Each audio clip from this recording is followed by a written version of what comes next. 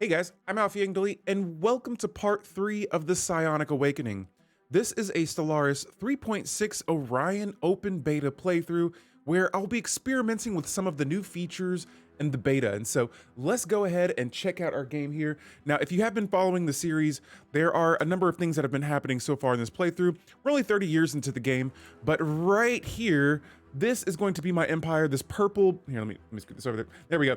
This purple border, the Covenant of Yang, this is where we started at. We have a couple of islands up to the north, but for the most part, we are a fanatic spiritualist empire. And so we have the militarist and fanatic spiritualist ethics for our civics.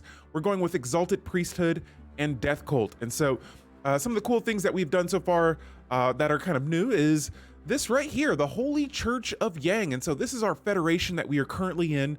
It is a Holy Covenant Federation. And I like to read over some of these things so that anyone that may be joining in this video in particular and may have missed the first two, we can catch them up on what's going on. And so this federation will promote a focus on spiritualist matters and reverence for all things divine. Now, in the last video, we got a couple of new members in this federation. At first, there were like 3, I think. We started off as a common ground origin where you start off in a federation, and so we had 3 at first, and now it looks like we have a few more members. We are a level 2 federation, and we'll cover some more of these other modifiers once we unlock the other levels of this federation. But you can see more details about these in the past videos. There will be a video posted up on top in the top left corner, and so yeah, be sure to check those out. All right, and so that's our federation. Here we are in the galaxy. We've only discovered just about, looks like around almost 25, little over 30% of the galaxy so far. And in the last game, we had a war against some toxoids. And so here, I'm gonna turn my lanes back on here. There we go. And at first, this used to be only our like 2 systems. We used to only have 2 systems, and we managed to conquer a aggressive lithoid species nearby, and we made them a vassal to us. And so now I'm gonna switch my map view to another mode here, the Union map mode. And so everything that's this sort of like purple and gray, purple on the outside, gray on the inside border, this is my empire and my members of my federation. Now, it looks like we have another relatively large federation over here as well, and so we'll have to keep an eye on these guys. But yeah, so far so good. Now, in our tradition tree, I'm bringing this up because this is going to be one of the key moments in this stream where we are going to become a psionic, we're going to go down the psionic tradition tab. And so right now we've completed the discovery, diplomacy, prosperity, and adaptability tradition trees. And for my ascension perks, we have technological ascendancy, one vision, galactic force projection, and mind over matter. And mind over matter was where we left off at when it comes to ascension perks, because this is what we need to gain access to the psionic tradition tree. And so 21 months in game, we will be able to look at that a little bit more. And I want to go to my technology here. Boom, there it is. This is another new feature that we were going to be looking at. Not really new, but just for the sake of this technology purposes, this is new tech that we are working on to unlock the Psionic Army. And so once that's available, we will definitely be recruiting some members into our psionic, or our entire army that are psionic. And yeah, and on top of that, let me check I believe our leaders, let's see. Oh, actually we have no psionic or, yeah, we have no psionic leaders just yet, but we'll definitely work on those next. Now, what I want to do now is I want to look around and see who is neighboring my empire. And so we have this Jetma Dominion. They're a harmonious collective empire. Okay. And always, I just got to see what they think about subjugation. Oh, there's a chance. Maybe we can increase opinion with these guys. They are cooperative. Let's see if we can. Let me see. What am I currently doing right now? We'll take one of our envoys off that are improving relations with the Magaran Sacred Theocracy, who is one of our Federation members. We don't need to spy on them right now, or increase opinions with them, because we're already as friendly as can be. And so we'll leave them alone. They have a lot of area to expand to over here as well, but it will not matter if we have all of the vassals, and if we can vassalize this empire, that'll be huge. Like they seem to have a lot of space here. And another thing too, guys, we are playing with a starburst shaped galaxy. It is one of the new shapes in the beta that's been available here. And I gotta say, it's pretty cool looking. It's just like a little swirl starting from the inside and working its way outward. And yeah, so we got that going on. And then over here, yeah, I believe these guys are, if they have a robot species in their federation, let's check here. While their opinion of us is not like absolutely terrible, it's not the best either, but we can work around this as well. I'm not going to try to go full on conquering other empires, especially we just got out of war literally like not even a couple of years after where we left off here. And so before we start our game, let me just go ahead and start breaking down some of the planets. I want to see if there's jobs, or in this case, we have two new planets. We have planet Zion, which we renamed, and as you can see here, we do have some low amenities, slight devastation, low housing, and jobs and all that. And so I'm gonna start by adding a holo theater to increase amenities to this planet, make the pops a little bit happier. After that, we're gonna build a city district to increase the housing for now. Don't want a bunch of homeless pops working on your planet. And then I seem to have set this world to a forge world. And so we'll go to our industrial district and I'll add another one of those on top of that. And you know what? Well, since we're here, we'll go ahead and add an alloy foundry. Now, this is going to add a lot of jobs to my planet, but it'll be okay for now. I'm just going to let these pops start to fill up. And then on planet Luktan, this planet has all kinds of situations going on here. I haven't decided what I'm going to designate this world to just yet, but same thing, holo theater for the amenities. I'm actually upgrading the planetary capital. So yeah, that's going to be for the ruler jobs. We can get another ruler job on here and fill in that employee quota, I suppose. And with the holo theater, I think, what shall we do about that? Actually, I feel like no, all my worker jobs are being worked right now.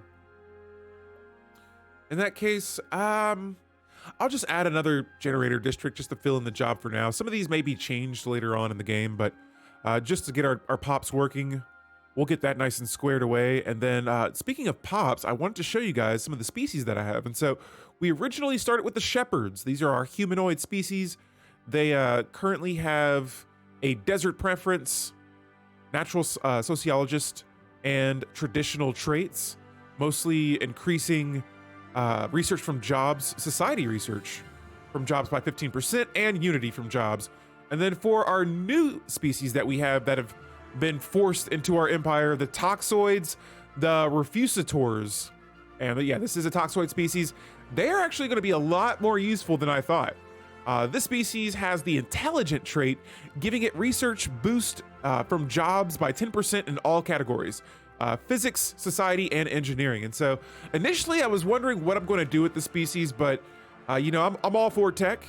We'll bring them in, and on top of that, we get 49 pops when we invaded that toxoid empire that we invaded in the last game. And so let me check here. Actually, we didn't conquer them. Well, we did conquer them. They're our vassal now, so they're our tributary, but it counts their pops towards our pops as well. One thing I was trying to do is keep my empire size down a bit, because empire size is a measure of territorial expanse of your empire in the form of controlled district systems, colonies, and pops. A high empire size is a strain on your empire's administrative capacity, increasing the cost of technologies, traditions, edicts, and campaigns, and are easier to infiltrate for espionage purposes. And so normally I try to keep that down just a bit, but we decided we wanted to vassalize another empire. And so that's a sacrifice we're willing to make there. In the meantime, though, I'm going to my science or my construction ships here. I'm gonna do a little last second expansion very early in this game. We were kind of forced to play tall, but it looks like I'm responding pretty well, or at least I think I am, because we've already vassalized, I believe, 2 empires. Let me quadruple a check here. We're gonna go to our agreements tab. Yeah, so these are our 2 vassals, the Guram Intersolar, which we have another holding, but I can only build 1 right now. Yeah, we have 2 vassals, and one is really disloyal. Holy moly. The Toxoids. I bet. Oh, I'm glad this came up. So we have a new faction here, which so far none of my factions have been able to compete with my Council of Religious Conservatism faction. It's my biggest faction, and whoa, it has the highest approval rating. We've tackled all their issues, but I see here the Dumb Beat of Victory Party has formed. This is a newer faction. Okay, so they want local rivalry, they want a martial alliance, and they want low naval capacity usage. Yeah, I don't know if it's gonna work. I mean, like, I can work around some of these issues, but for the time being, the Council of Religious Conservatism, they're gonna continue to keep. I'm gonna continue to keep promoting this faction, and they give me a huge unity boost from that as well. And so if I could, you know, tackle some of the issues for the Dumb Beat Victory Party, I wish I could, but right now, I'm not really trying to be as aggressive. As I said before, yeah, we just got out of war, and I want to focus a little bit more on building some more of my economy, my tech, and maybe a little bit later on, we will do some more of that good old empire invasion. But in the meantime, let's just try to get some more ideas on what we're going to do here. Oh yeah, I forgot I unlocked the... Let's go to our technology. There's a technology I'm looking for in particular. Let's see. Let's go to society. Here it is, the Galactic Administration. And so this gives us 1 additional civic slot. It unlocks the System Capital Complex building. And with the civic slot being available, let's see if we can reform our government. Now, this can be a little expensive, but I feel like, oh, this would be... I'm trying to think right now. Ascensionist. So this is one of the new civics that is available in the beta right now. It says the ultimate goal of this empire is to ascend to ever greater levels of fulfillment. Planetary ascension effects will increase by 25%. Planetary ascension cost will decrease by 10%, and tradition cost from empire size will be decreased by 25% as well. So that's probably the reason why it's going to be taking me a little bit longer to unlock some traditions. Let's go ahead and do it. I feel like now would be a pretty decent time to reform our government into Ascensionist. And I wonder if I could maybe... Now, we're going to keep our other 2 civics that we have for now. Let's reform our government. And now what I'm going to need to do is I'm going to have to start going to my planets, and I want to see if it'll be enough to decrease my empire size back down below 100, but we'll see what happens here. Oh, it's still at 131. Okay, and no worries on that. That's not what I'm not stressing too much about. Now here, our monthly cohesion in our federation, it's at 4.75. There we go. And I think with all of the new federation members we got, it sort of hurt our federation XP a little bit, but we're going to be building that back up. I do have envoys assigned to the Holy Church of Yang, this federation, and we have another thing going on as well. An archaeological dig site is pending, and this is going to be the anyone home dig site. Now, again, guys, we started this dig site in the last video. Feel free to check that out. Also, if you are watching and you're still at this point, I would absolutely love it if you like and subscribe to my videos and my YouTube channel. This past week, we've been uploading more frequently, and I've gotten like 4 or 5 videos out in the past 2 weeks, and so far the support has been astronomical in my terms. I'm still a really new YouTube page, but I would love to make more Stellaris content, and I would love for you to join me on this journey of me just figuring out how to improve my content on a daily basis. I love role playing. I love just really getting deep into these playthroughs, and so if you are enjoying, please feel free to like and subscribe. We have a pretty active community here. I'm always chatting with my people here, whether it's on Twitter, Instagram, Discord. I have all the platforms, Alpha Yang Delete, look it up. But yeah, we're gonna get back to our game here. So with this anyone home dig site, it says further studies of the lost civilization on Yieldom 2. This is the planet where we're doing this dig site on here. We'll actually zoom in on the planet, and I'm gonna leave it here in the background. If I can move this over. Yeah, so this planet right here above my noggin, that bad boy right there, it says that the plain, sturdy structures are thousands of years old on this planet and have seemed to have been constructed at roughly the same time, perhaps as brief as a single century. Similarly, any additional or renovations to the urban structure seem to have been done planet-wide at sudden, widely separated intervals. The oddly punctuated development of this society seems to show no apprehensible change in the population size. Keep digging, and so that's going to give us another minor artifact. Cool. And dig sites, those are always fun to research. And speaking of dig sites, what is this? The two-angled dig site. Nice. All right, so next up for my engineering tech, you know what? Let's go with, I am building a lot of buildings on my planets, and so assembly pattern seems like it would be a pretty good situation for right now, and it'll increase our planetary build speed by 25%. And then after that, I'm just going to kind of clear out some of these alerts. Kind of, if I'm not addressing those alerts, it stresses me out a bit. Here on my planet, we do have available jobs. Yeah, so everything's good here. I'm just going to check and see if they're, oh, planetary prospecting. And so this will add a planetary feature to your planet. I definitely will enact that. And that's going to take 180 days to complete there. We'll see what happens on our home planet, Zabria. And then after that, just doing a little bit. Yeah, here we go. We got the Hollow Theater on this planet. Amenities are still not very high, but I could. You know what? If I can do this on all my planets, heck yeah, I will. Try to get some modifiers on all of our planets. Same thing here. Oh, actually, what? Is this free? Am I clearing a tile blocker for free? Okay.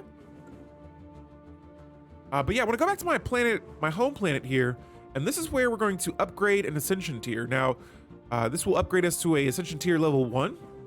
It will cost me Unity to do this, but with the Ascensionist Civic that we just reformed our government to, it decreases the cost by 10%, and ascending a planet reduces the effect on the empire size by 6% and increases the effect of planetary designation by 31%. And so base negative 5% empire size, 25% planetary designation, and Unity can be spent to increase the planetary ascension tier of a colony, which increases the effects of the planet's colony designation and reduces the planet's effect on empire size.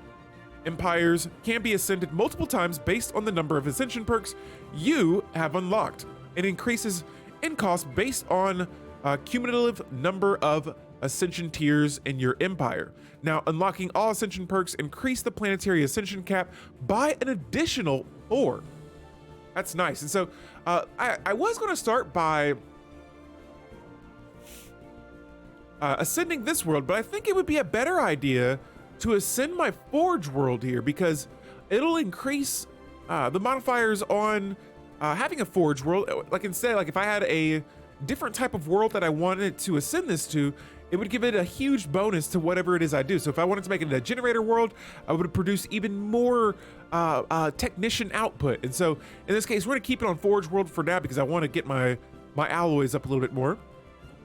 And so here we go. Planetary Ascension Tier 1 on planet Zion. That's going to be our new planet here. I'm actually curious. I think I need to have an alloy foundry first.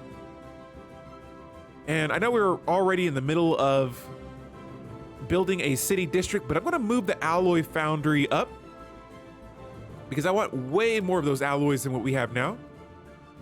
And I want to build a strong army. Another dig site. What is this?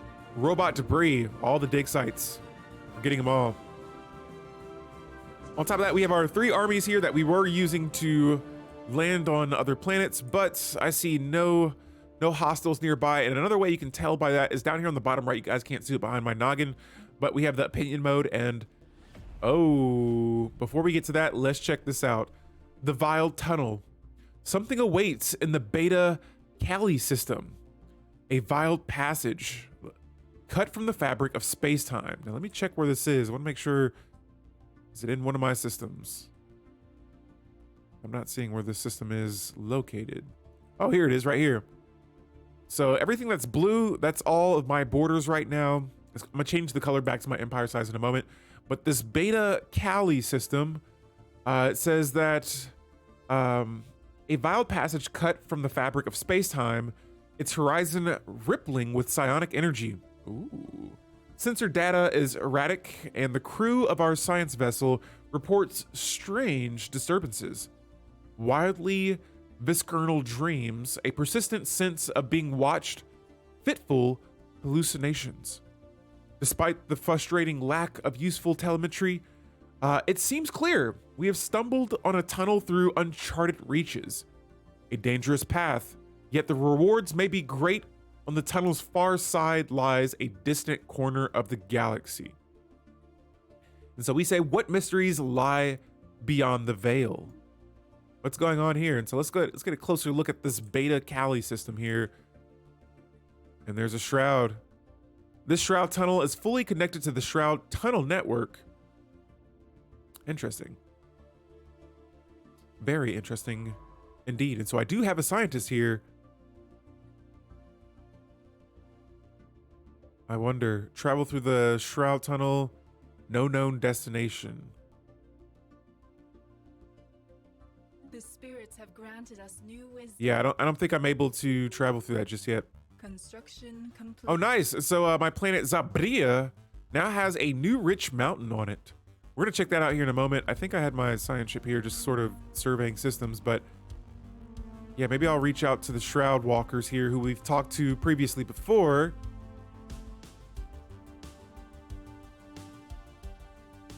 And I'm gonna, you know what? I haven't done this yet, but I'm gonna see if I can hire a teacher from them.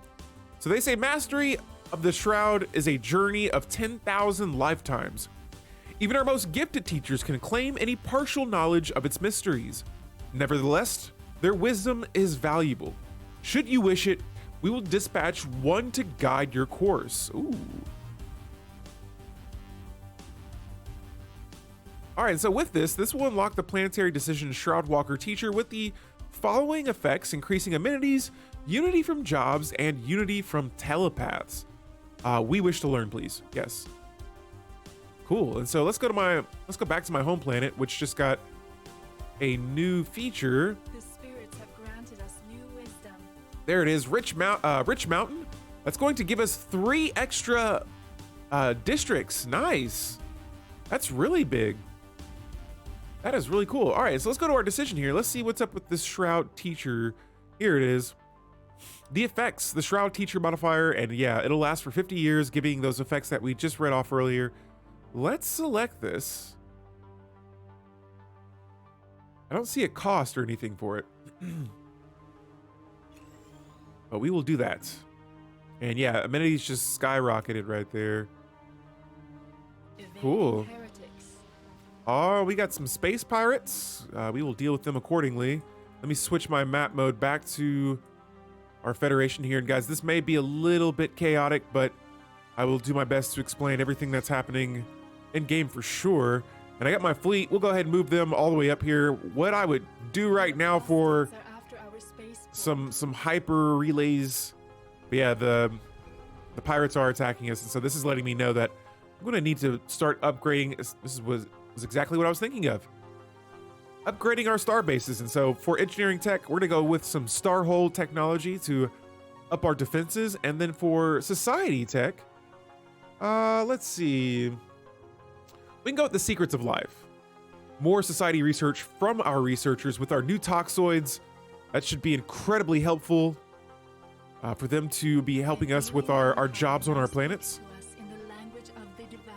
Okay. I'm getting alerts here. I want to make sure I'm not missing out on anything. And we've discovered Zro. Man, I need that system. Either that, or if my ally claims that system, I'll be needing that by a whole lot. There's pirates all over the place. All right, so yeah, we gotta get some star bases up. We're gonna have to get our fleets a bit stronger here. And yeah, right now I am researching the Starhold technology, and so once that completes, I'll be able to do so. These guys, my vassals, they want to establish a embassy with us. We shall accept. And while we're doing that, I'm actually out of influence as well, so I'm gonna have to wait a bit to expand some more. But in the meantime, yeah, we'll go ahead and start looking around here and getting our fleets together. Let me build some ships. And so I'm just going to add just a little bit of everything, spread it around. We got 1 cruiser, 2 destroyers on the way. My fleet is now moving back into the tier Prounce. That's my home system. And we're going to be traveling up here to take out these pirates. Look at this. They've established a little nest. System survey complete. They got their little army over here. I like the pirate ships with the skulls on the side. The spirits have granted But yeah, us our new fleets are on the way, and they don't even know what's heading their way. All right, and so yeah, another thing I want to see as well. Got another first contact. Nice. These guys are still wary of us, but I think oh yeah, our opinions are definitely increasing here, and that is going to be due to, I want to check here. Yeah, we've completed that diplomacy tree, and so us new wisdom. talking our way out of situations shouldn't be a problem. All right, now for physics tech, next up, I'm going with wormhole travel. I'm hoping we can look into that Shroud area over here. Want to see what's up with this tunnel. And I'm not sure if, Cleared. I'm wondering if that tech will let us be able to go into the Shroud there. Okay, cool. So our Federation actually took out the pirates here. Never mind. We're gonna be sending our fleets back home. But cool. One of the perks of having being a part of a Federation, you get those other members that will take care of you. And so sometimes, not all the times. But let's go back to excavating this anyone home dig site that we were rudely interrupted by.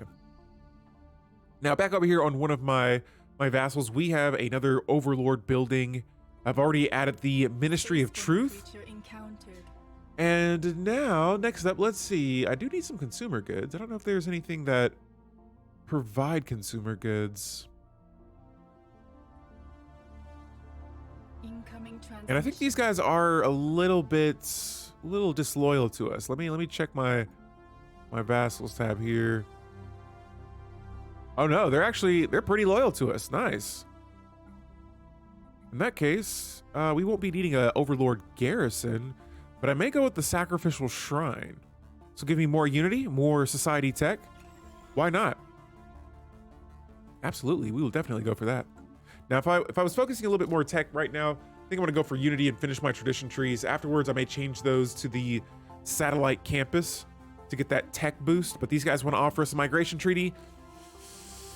You know what? Let me see what their pops look like, if I can. We're gonna go to the species tab here, and I wanna see if their pops are worthy of joining the Covenants of Yang. And so I'm gonna switch this the Troggle to galactic species. And in the back here, I'm just gonna search for, I'm trying to see if I can find them. There's a lot of species in this galaxy already. We haven't discovered all of them yet. Let's see. I'm not seeing. Oh, here they are. The Grigoids. So their traits are okay. Pop consumer goods decreased by 10%, and they're communal. Pop housing usage decreased by 10%. Good. Yes. Could it be better? Yes.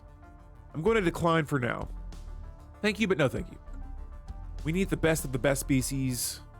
I want like mostly, I guess you could say I'm kind of rushing tech. Sorry guys, I'm kind of going back and forth here. Let's unlock another tradition. So here we have it. This is where the fun begins. Psionics. And so we shall unlock the power within the sheep mind. And for sheep, my species are known as the shepherds. And so yes, the shepherds will become psionic, and with this adoption effect, it says all pops from your primary species will gain the latent psionic trait. Adopting all psionic traditions will grant the following additional effects: decreasing edict upkeep by 10%, and then giving us another ascension perk, as well as letting us dive into the Shroud. It'll have a 20% cooldown. So here it is. We are now adopting the psionic tradition, mind over matter. Since the dawn of our civilization, tales have flourished of mighty sorcerers wielding powers that can only be described as supernatural in nature. These rare shepherds could supposedly invade the minds of their fellows, lift heavy objects with merely a thought, or perform any number of other magical feats. Until recently, these stories were just that, stories. None, however, oh, sorry, not none. Now, however, our scientists have finally obtained conclusive evidence that proves the psionic potential inherent in certain shepherds and individuals. Although only a very small minority of our species as a whole seems to be gifted with psionic powers, their numbers relative to the total population have grown steadily over just the last few centuries. Whether this is due to some kind of sudden evolutionary growth spurt or because something has triggered latent psionic abilities that were always present in our genetic code, scientists cannot say. A glimpse, perhaps, of the future that awaits us. And so, guys, we now have the mind over matter situation developing here, and this is going to modify our pops into the Covenant of Yang by adding the latent psionic traits. And so let's go back to our species. I'm gonna switch back to my Empire species and the Shepherds. We've switched from our normal build here to this one that has the latent psionic trait that increases research from jobs in all tech-based research, and then extra unity. And so on top of that, we have the natural sociologist giving us another 15% boost in society tech. And so that's going to be 35%. Oh no, sorry, I'm sorry, 25% total right there for society research. Very nice. And this actually proves something I was kind of asking in my head here, is that now that we have toxoids in my empire, I was wondering if it would change their trait as well, but it looks like it's only going to be my original species there. And so after that, I'm going to go back to my home world, planet Zabria.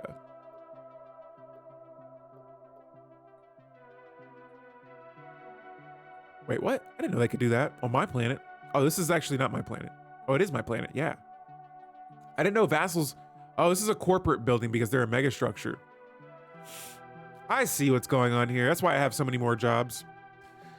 Okay, so I want to go to this planet, and there was something I was going to do. Oh, armies. I was going to go recruit some armies. And so, okay, I still haven't explored, or I still haven't fully researched it, it would seem. Psionic Armies?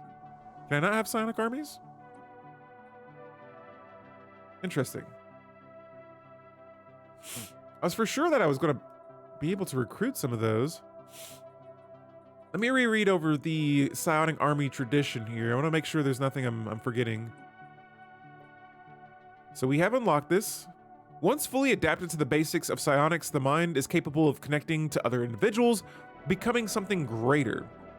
So I think we have to wait a little bit. But yeah, now that we researched that one, I can't forget about this guy.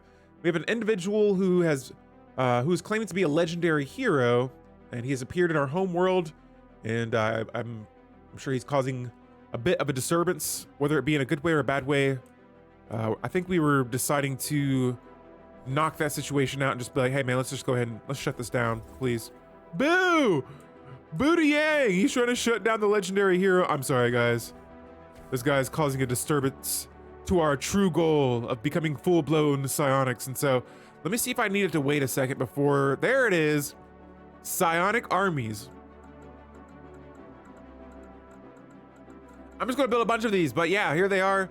They're soldiers gifted with psionic abilities. Their focus on destructive psionic powers has led to drastically different tactics and strategies on the battlefield. Their first objective is always to remove the enemy's willingness to fight. Yo, that sounds like some Darth Vader type stuff. You get in their mind before they go to battle, weaken them, have their morale decrease by the time they're at the front lines. That's crazy.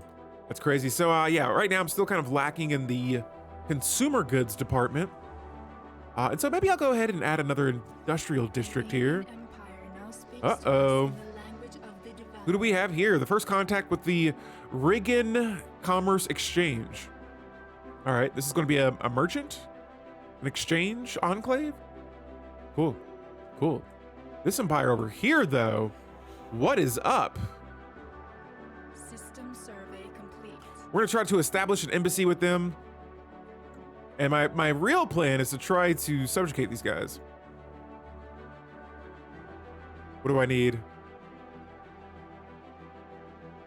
Yeah, we still need to change their opinion just a bit. But I'm concerned that they are growing as an empire, and it may be a challenge to beat them or to subjugate them. But oh, I see that my edict fund has gone over my capacity.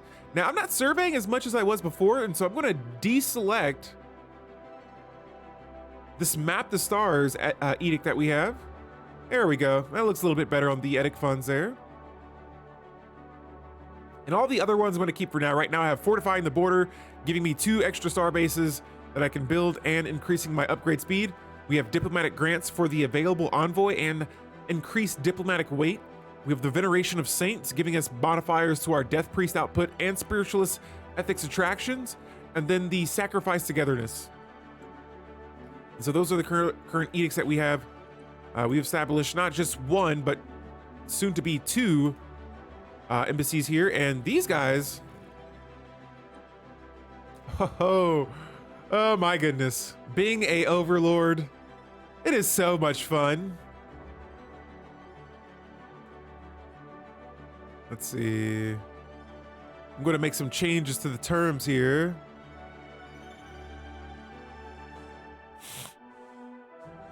We'll let them be able to expand because they won't be able to expand very much, but here we have it. We're going to propose subjugation to another vassal, and let's see what they say. Another one of my planets has a prospect. There it is. We got another one.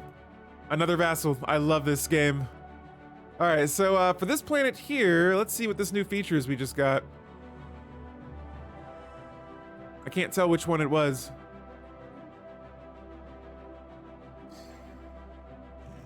Let me double check here. Oh,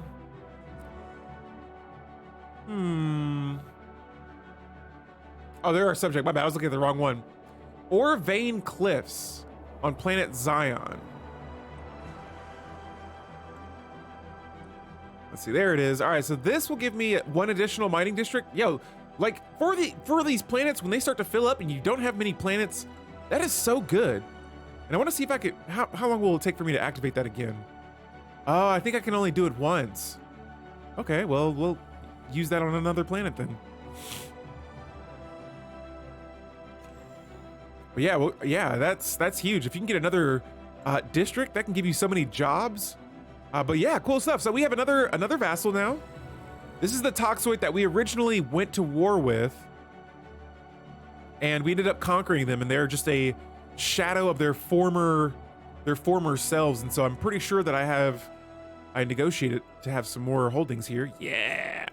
And we're gonna add another Overlord holding. Again, I'm gonna go with the Ministry of Truth, giving me, let's see, Overlord Propagandist turn subject unity into influence. Yeah, I think I like that. I want way more influence than what I have right now. We still have just a handful of systems to expand to, but we are becoming quite the empire, I think.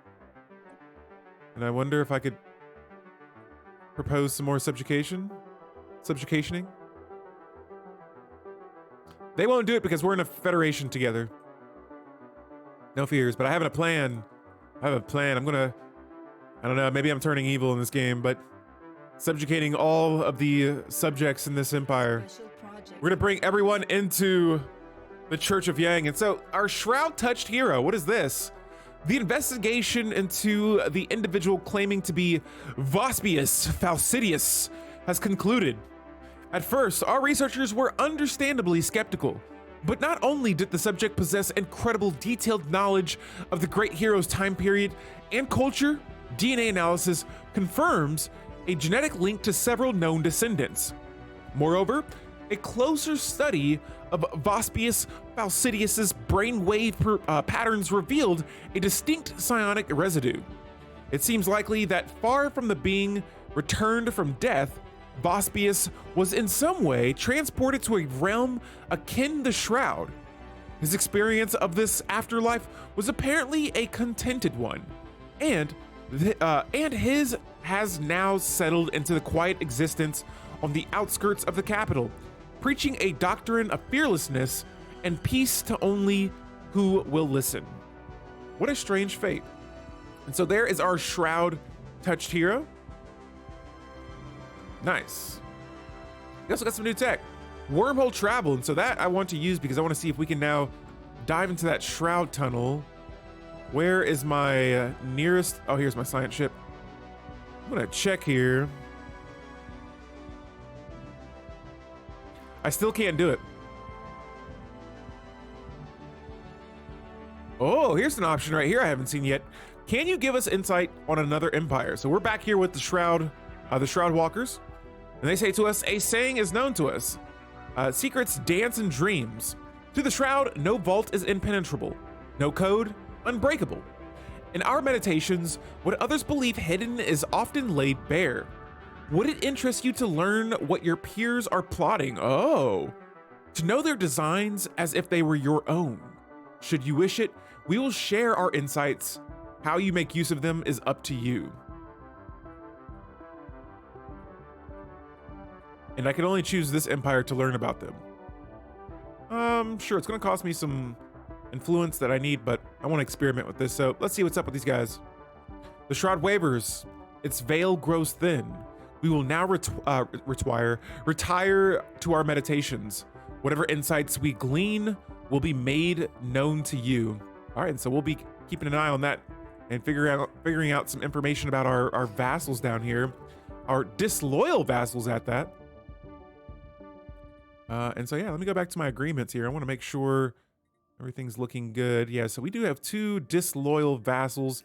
These guys, the Star Empire.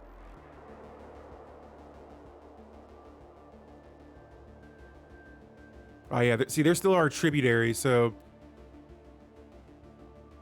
they're paying me in resources, which is a-okay. They're gonna stay that way. But I still need some more consumer goods, and so, oh yeah, back here to my Ascension Tier 1 world now. Let's see. My bad, guys. Got a situation popping up here with the Shroud again. Okay, so they're just telling us that go now as they reflect on the workings of the Shroud. This will conclude our situation. I'm not sure what that gave us. I wonder if that gave us intel in the Star Realm, one of our vassals for now. But yeah, here's our Tier 1 of this planet. And oops, excuse me. Oh, okay, so I still don't have a lot of pops working this metallurgist job yet. Here, I'm gonna take the colonies away, the colonist jobs. We'll just take away 1 colonist job for now, and looks like I can't assign them anywhere, so I'll just restore that job for the time being.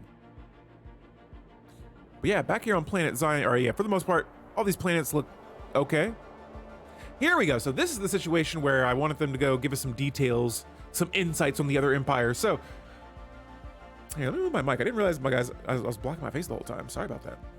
You have many skilled agents in your employ, but each is bounded by their own limitations. An eye cannot perceive itself. The Shroud knows no such boundaries. Our meditations have revealed much. If your clandestine operations are to thrive, you would do well to heed our advice. Interesting. Do tell us more. And up here, yes, I do have a base that I just made. I got a lot of food I'm bringing in right now, and so for starters, let's go ahead and build a hangar bay and a don't want to anchorage because I still have a lot of ships I can make. We'll make a gun battery module for now, and then for our building, I highly doubt this will need to be a defensive base, just because I'm surrounded by vassals in this area.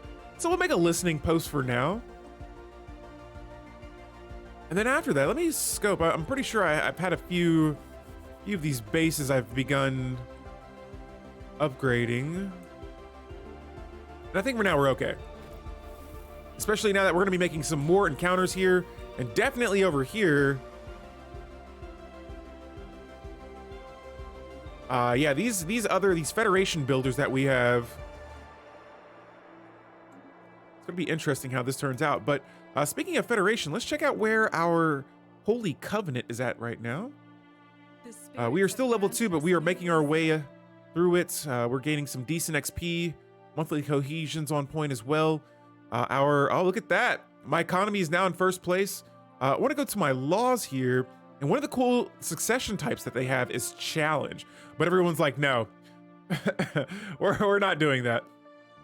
I want to see what the term is for my my presidency. So I have another 6 years to go until we select a new presidential term here, but I don't know if this is a bug or not, but I could change the succession term a little bit closer to when my term is up, and it's going to push it back however many years that I have selected there. I don't know if that was intended or not, but I've been kind of utilizing that a little bit just to keep myself a president of the Holy Covenant. And for engineering tech next, we're going to go for the rare crystal manufacturing seems kind of nice. How about the mineral purification? Oh my goodness, I only have 15 minerals per month right now. I definitely need that.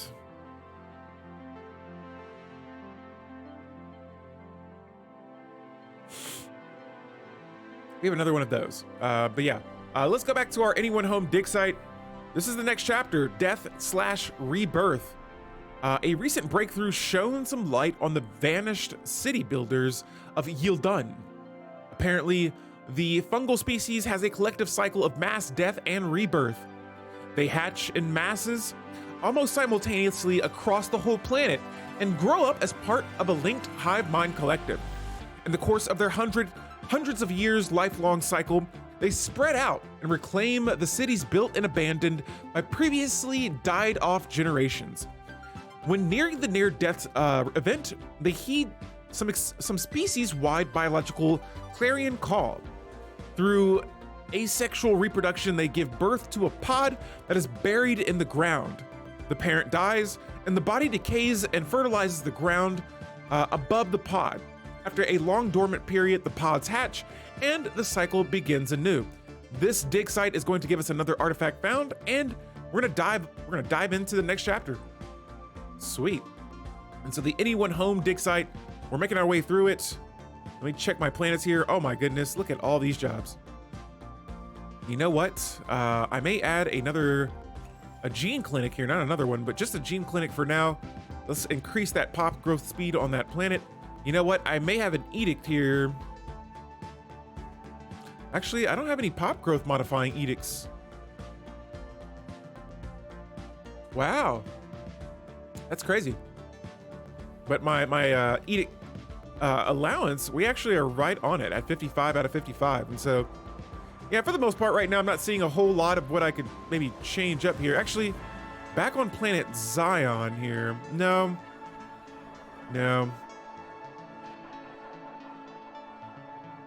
I need a planet that has a lot of minerals. And neither of my worlds really... Oh, actually, this planet has a decent amount of mineral districts. I may have to go ahead and add a... where's it at? Not this. I thought I researched a building that I could use a mineral purification building. I may be still researching that technology. Oh yeah, I still am. Oh, there we go. Speak of the devil, there we have it. All right, and so let's go back to planet's Zabria here. And now, there it is, mineral purification plant. This will give me about 8 extra minerals per month. Oh, there we go. And so, all right, Anyone Home? This site has now finally been fully excavated. It says a cycle disturbed. Soil excavations on the planet finally revealed the fate of the missing population. They were all in their gestation pod state in the ground, growing and getting ready to emerge when some natural phenomena, most likely a meteor's impact that upset the weather and seasons for a few decades, disrupted the planet's ecosystem. Ooh. As they hatched, they found a world devoid of substance. What should have been shared celebratory rebirth quickly turned into a slow collective starvation and ultimately the species extinction. And so now that we've completed this dig site, we will have the hostile environment adaptation and we will have the tech progress for it. So we will be able to research this new tech and we'll have a 10% progress already gained on it. And so unfortunate for that, Pops, but we've completed a dig site there. Cool. And so I think I had another one somewhere. Actually, I think that was it. That's the only dig site we have for now. Let's go ahead and research just a few more of these projects here and we'll get those out of the way. But this scientist here, scientist CISO Calidus, Level 5 scientist looking good. Looking very good there. Spirits have granted us new wisdom. All right, so we got another tradition. So this is going to be the first tradition in our psionic tree. We have the option of Psi Corps, or we can go with mind readers. And so, you know what? Let's go with, the Sight Beyond Sight Empire Edict. I don't think I'm spying on anyone right now, so maybe I'll go with the Psi Corps. It says the Psi Corps, like an ever vigilant eye, will peer into the minds of our citizens, defending society from those who might do it harm. The effects of this will give us a Psi Corps building that we can build on our planets, and it'll unlock the research option Thought Enforcement. And so we'll dive into that once we cross that bridge, but let's see what's up with this Psi Corps building. And so Psi Corps is going to be our first psionic tradition that we go down. I'm gonna go back to my planet here. Let's go to, you know what, let's go to one that has low amenities. So this one has low amenities, and I don't know why low amenities would be one in particular to look at, but it says here that this will decrease administrative operations by 10%. It will give us 5 stability, 5 points to stability. Let me see where our stability is at on this planet, at 52%. Okay, so that could be useful. Gives us 2 telepath jobs, which telepaths produce unity, decrease crime, and provide a general productivity boost on the planet. Oh my goodness, look at all that unity. Job production, it gives you 42 unity, decreases crime by 20, and increases, I'm not sure what that arrow pointing up button means, but yeah, I'm gonna build this on all my planets if I can. That is awesome. Oh, so in order to build this, it requires a planetary capital on your planet. So it is important to note that. My minerals are going up, so I'm gonna replace that mineral purification with a Psi Corps here. Let me see if I actually have any Psi Corps on my planets yet. Nope. No Psi Corps, no worries. Psi Corps, yes. This does cost a base of 5 energy credits and 4.5 energy credits to upkeep the building. And so just keep that in mind when you're building these on your worlds. Let me come back over here. I want to see what the progress is looking like to oh, okay, yeah, I'd be down to form a research agreement with you guys. Absolutely. And still, we are trying to subjugate these guys, but for now, we can't yet. We need more influence. All right, got some extra research output from tech. Next up, I'll go with the improved reactor boosters. And guys, later, like really late in the game, once I feel like I've researched a big gist of most of the things that I want, I will be switching those to automatically researching my tech, because you know there's going to be a lot. If you guys play Stellaris, you know in this late game there's going to be a lot to focus on, and I will do my best to keep track of everything. But you see what I'm saying here? More society from our researchers. Next up, let's go with ecological adaptation. Oh, never mind. You know what? Since this is a psionic playthrough, this thought enforcement, I definitely want to experiment with this. If we research this tech, it says it is a rare technology at that. But telepaths can monitor the citizenry for incorrect thoughts, but with some study, they could also correct thought aberrations that they find. This will unlock the Edict Thought Enforcement, which gives us 1+ encryption, decreases happiness, increases governing ethics attraction, and decreases crime from telepath jobs. Nice. And that's going to take a while to research, and so we'll come back to that a little bit later on. For my construction ship here, let's go ahead and get this last system. There's a system right here that we need to survey first, and so we'll survey that and then we'll do these projects next. But nice, lots of cool stuff happening for my psionic empire here. Now back over here to my factions. Again, the conservatism faction, still the biggest faction. I see that the victory party is losing supporters as we speak, going back to the conservatism faction, which is great because they're increasing our unity as well. This is almost just, I'm going from tech to just pure on running unity right now, and it's looking pretty good. All right, so this planet has low stability. Again, I can't add that Psi Corps building to it yet. There is no crime here. Let's go to our decisions and see if there's anything I could do to increase stability without like, you know, just being extremely aggressive towards these guys. Nothing I can do with them for the time being. Maybe I could distribute luxury goods. We have a ton of them. All right, stability's going up just by 2%. But yeah, we're gonna have to keep our eye on that planet for sure. All right, so with physics, look at all this rare tech we're researching over here on the left side. For physics next, let's see, what should we do now? You know, let's just unlock another advanced reactor booster. It's gonna take about 17 months. And speaking of ships, about 1.6K alloys. I'm gonna go to my shipyard here. Oh, hey, look at this. We can add some more modules to it. For my home shipyard, I always go with extra shipyards so that we can build more ships faster. And speaking of building ships, I'm gonna build 2 more destroyers and another 2 cruisers here. And I know this is the 3.6 open beta, and a lot of people have been talking about the just ship designers and stuff. I'm actually going through a Montu Plays, who, if you guys don't know, Montu Plays is a phenomenal Stellaris player and content creator that literally has updates for every single thing Stellaris related and is on top of it like a thing. But he just released a very in-depth just a ship building here, let me make sure I'm saying this right. Your ship designer, he just went through all this and explained how you can build your ships now with this beta. It looks really awesome. Check it out. I don't know if I'm even able to share videos like that on my videos, but yes, I'm actually going through that right now to learn a little bit more about how to effectively design my ships. And so once I feel a little bit more comfortable, I said this in the last video, I'll say this again. I want to make sure that I'm giving you guys the correct information on that, and I'm just kind of reading through these like some of these other events as they go along. And so in the meantime, I am building a ton of Psionic Armies.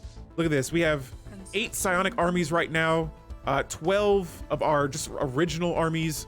You guys can't see it behind my noggin here, but yeah, it's in this tab that's like right here, but my chair is blocking it. But yeah, we got a good amount of armies, and other than that, this empire is looking pretty darn spiritual, if I say so myself. All resources are above the negative, but there are some that I want to increase right now. And so energy took a huge hit, which I can probably imagine will be from some of the new buildings that I just added, like here. Look at that Psi Corps is looking nice, but I want to see if I have, so yeah, I have plenty of jobs that I need to fill up on these planets. What is this? We've discovered the fossilized remains of a gargantuan gastropod, matching no previously encountered life form, tapped within a huge block of the ice circling asteroid. Okay. Its eyes glare fiercely ahead, tentacles reared, and muzzle twist into the gruesome grimace as if locked into a silent shout. The creature displays no apparent signs of sapience. Despite its eerie visage, our scientists believe that if domesticated, the creature can make a valuable asset. They recommend extracting some of its DNA for cloning. Where's this at? Interesting. So on this asteroid right here, above my noggin, there is some sort of weird looking creature, and let's try to clone it. So this is going to start the special project Ice Alien. Cool. Now on my other 2 planets that I got from vassalizing and making claims, and now I have them, I'm going to start building some gene clinics here because we need more pops very fast. I need those jobs to get filled up. Now my empire size, it's kind of butchered from claiming all these systems now in this area, but like I said, it was worth it for the sake of us having more planets immediately, which is nice. More pops immediately as well. That I will take as a win. The more pops, the better. Just I try not to rush it too early. And guys, we're gonna dive into our second psionic tree here, the mind readers. And so the thoughts of other empires echo in the Shroud. By listening, our telepaths can learn much to our advantage. The base intel level will increase by 10, and this will give us access to the Sight Beyond Sight Empire Edict. Beautiful. And so mind readers is our next tradition that we've gone down. And now I'm going to go to my edicts tab again. We're going to be in this tab probably a lot this game, and the Sight Beyond Sight. So microdosing's row allows our navigators to sense objects beyond the reach of our scanners. This will increase our scanner range by 1, our hyper jump charge time by 15%, or it will be decreased by 15%. So you'll be able to jump. Your jump charge will be decreased by 15% there. Yes. Okay, there you go. So hyper jump charge, or your hyper jump cooldown decreased by 15%. Your hyper drive cooldown Your jump drive cooldown will be decreased by 15%, and your quantum catapult accuracy is increased by 15%. We don't have any quantum catapults, or aka the fleet yeeter, but and I also don't have Zro, so I won't be able to use this yet. But still, a cool edict to have, especially for that quantum catapult. That'll be kind of fun. Psionics with the catapult. All right, so for my starbase here, this is supposed to be more of a defensive base, and so I'll continue adding more defensive modules to it, as well as a communication jammer building to that base there. Back here in Yildun, let's see, other than that, I'm gonna keep that all B for now. Once we unlock the unyielding tradition a little bit later on in the game, which I usually go for, I'll start adding more modifiers to my star bases, and we'll talk about that when we get there too. But in the meantime, it's going to be a little bit more diplomatic focus here, as we're running out of space to sort of just kind of do anything for this most part when it comes to expansion. I'm going to be keeping my eye on subjugating these guys. I want to continue asking to subjugate them, and they would start loyal to us. They would. That's the best I could really give them right now, but we still need influence in order to do that, and so just gonna have to wait for the time being. We're gonna go with more rare technology to research in the engineering department. The defensive platform hulls will be increased by 500 once we finish the improved structural integrity tech. And then after that, you know what? Let's increase this naval fleet that we have. Let's add some more ships to the mix. And so for the new ship type, the frigate here, I'm gonna build more of these. Got 3 more on the way. Wonderful. And no empire. Look, there should be no empire that should challenge us. All the fleets are going to be inferior or pathetic to us. And so let me check my contacts tab here. I actually haven't looked at this in a while. And let me add one more holding that is available to us. You know what? I may go with Satellite Campus. That seems nice. I would like to get our tech score up just a little bit as well. I always try to keep my eye on that. Overlord traders transfer subject energy credits to the Overlord in exchange for amenities. You know what? I could use some more. You know, I might try something a little bit different out here. Let's go with Imperium. It says that approximate job production will increase amenities by 20. Approximate job upkeep will be 14 energy credits. Now, I don't know who that applies to. I think this applies to my subject, but we'll see what happens here.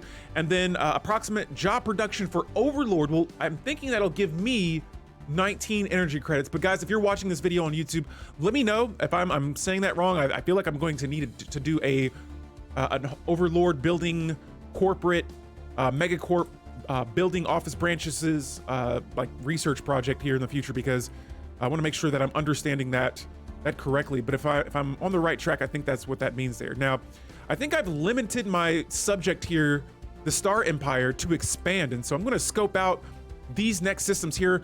Particularly these two. They both have dig sites. One has the robot debris, the other has the echoes inside. And on top of that, this planet has one desert world, which is my planet's my species' main preference, and 2 other planets, one being a size 21 tropical world as well. And so we'll definitely see if we can utilize those planets a little bit later on in the game. But yeah, we got a busy game going on here, guys. This is good. And for the amount of empires we have encountered, not a lot, but a lot happening though, for sure. Let's go ahead and start with the Ice Alien research project here. And then other than that, let me see where I'm at. I'm in 5th place right now, and I don't even know the other 4 empires that are leading me. But out of all the empires I know right now, we are leading them all. And so that is pretty good for, let me see how many other empires are in this game. There are 27 empires total. The Covenant of Yang and the Spiritual Federation here. We are holding it down. We are close to level 3 of reaching level 3 in the Holy Covenant. We're going to see what happens there in a moment. But yeah, things are looking pretty good on our side of the galaxy here. This is like another sort of like subspecies of the same species that we keep subjugating. We're going to see if we can propose subjugation to him. Another one. Another vassal that we can have here. I'm going to add another 2 holdings. Let's see, Overlord conflicts. I care little if they join. They're going to be giving me so many, or maybe not so many resources, but the fact that they're my vassal here. You know what? Let's see. What could we add? You know what? I could use some resources from you guys.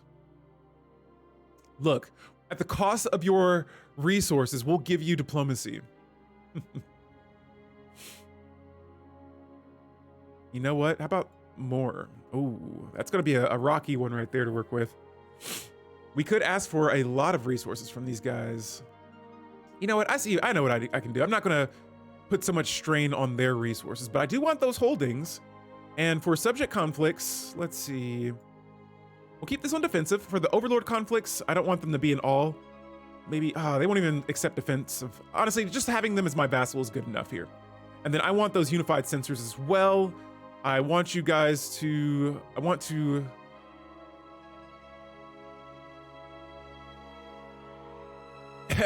regulate their expansion. They'll have to pay me an influence. Oh yeah, and I've been having a lot of fun with vassalizing as well. So this is here soon to be another vassal. So I'm kind of going in and out here. And this should all turn purple in just a moment. An alien empire now speaks Uh-oh. to us in the language of the divine. Democratic Crusaders. This is the Bel Macassan Commonwealth. Hello, fellow star explorers. We salute you. They are militarist and fanatic egalitarian. Cool. Oh, is this a... Uh-oh, criminal syndicates. We're gonna have to keep an eye on these guys for sure. But we'll say hello. And these guys are on the far right side over here. We got a new subject as well. Added to them. Added to the mix. Added to the Covenant of Yang. Our Federation grows stronger. And immediately I'm going to establish an embassy with the ruthless criminal syndicate.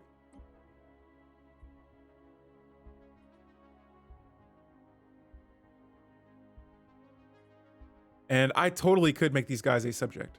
Totally. Over here as well, let's see what's up with these guys. Just, I'm right off the back when I meet them, I'm like, will you be willing to be our subject? And I totally think I could get both of these guys too. I need to spend some TLC with them. In the meantime, our next focus right now, again, we're gonna be leveling up the Federation that we are in. I'm gonna keep time moving, so that's still going. Look at this, look at all these members we have now. This is actually becoming a full-blown church, like a mega church. But yes, we're gonna try to subjugate this Dominion and bring them into our Federation as well. It's just, it is taking us some time to make them an actual subject. But there are little things stopping it from happening. Mostly it's the loyalty, which we can definitely fix that.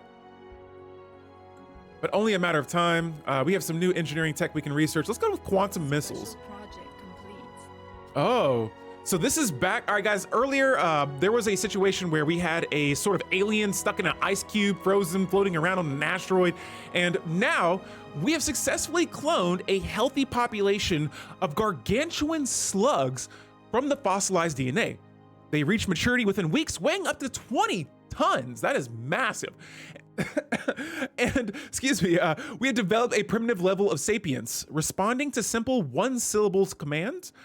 Though they have yet to show any violent tendencies, they produce a thick, toxic mucus when vexed, and their hue seems to shift with their mood. The research team has named them Azizians for the hissing sounds with which they communicate among themselves. What? So we just created a pop right here. And we have 4 options. We can make, they will make excellent laborers. This will give us 4 pops added to our homeworld. They belong in a zoo. This will add the isolated valley of Zabrir within the following results, giving us 1 max alien zoo. Adds the isolated valley to Zabrir with the following result, giving us 1 max alien zoo, like it says twice. The Covenant of Yang. We could use them in the army. Who would not want an army of murderous slugs with which to crush their enemies? Interesting. Or they are horrendous. Dispose of them now, and giving us just a flat, solid society tech. And so I'm going to make them laborers. Sure. 4 more pops will be added to our world. Quantum missiles will be our next engineering tech that we'll have. We've established an embassy with the ruthless capitalists. Hopefully we don't regret that later on, even though I do believe we already have branch offices that are on our planets, and so I don't know if they'll be able to use those, but I'll be sure to maybe not to accept any of those commercial packs from that criminal syndicate. All right, and so here on planet Zion, we're going to upgrade this building. Hopefully this will be enough to let us have the Psi Corps building that we can add to that planet. And then back here on Zabrir, we should have 4 pops now.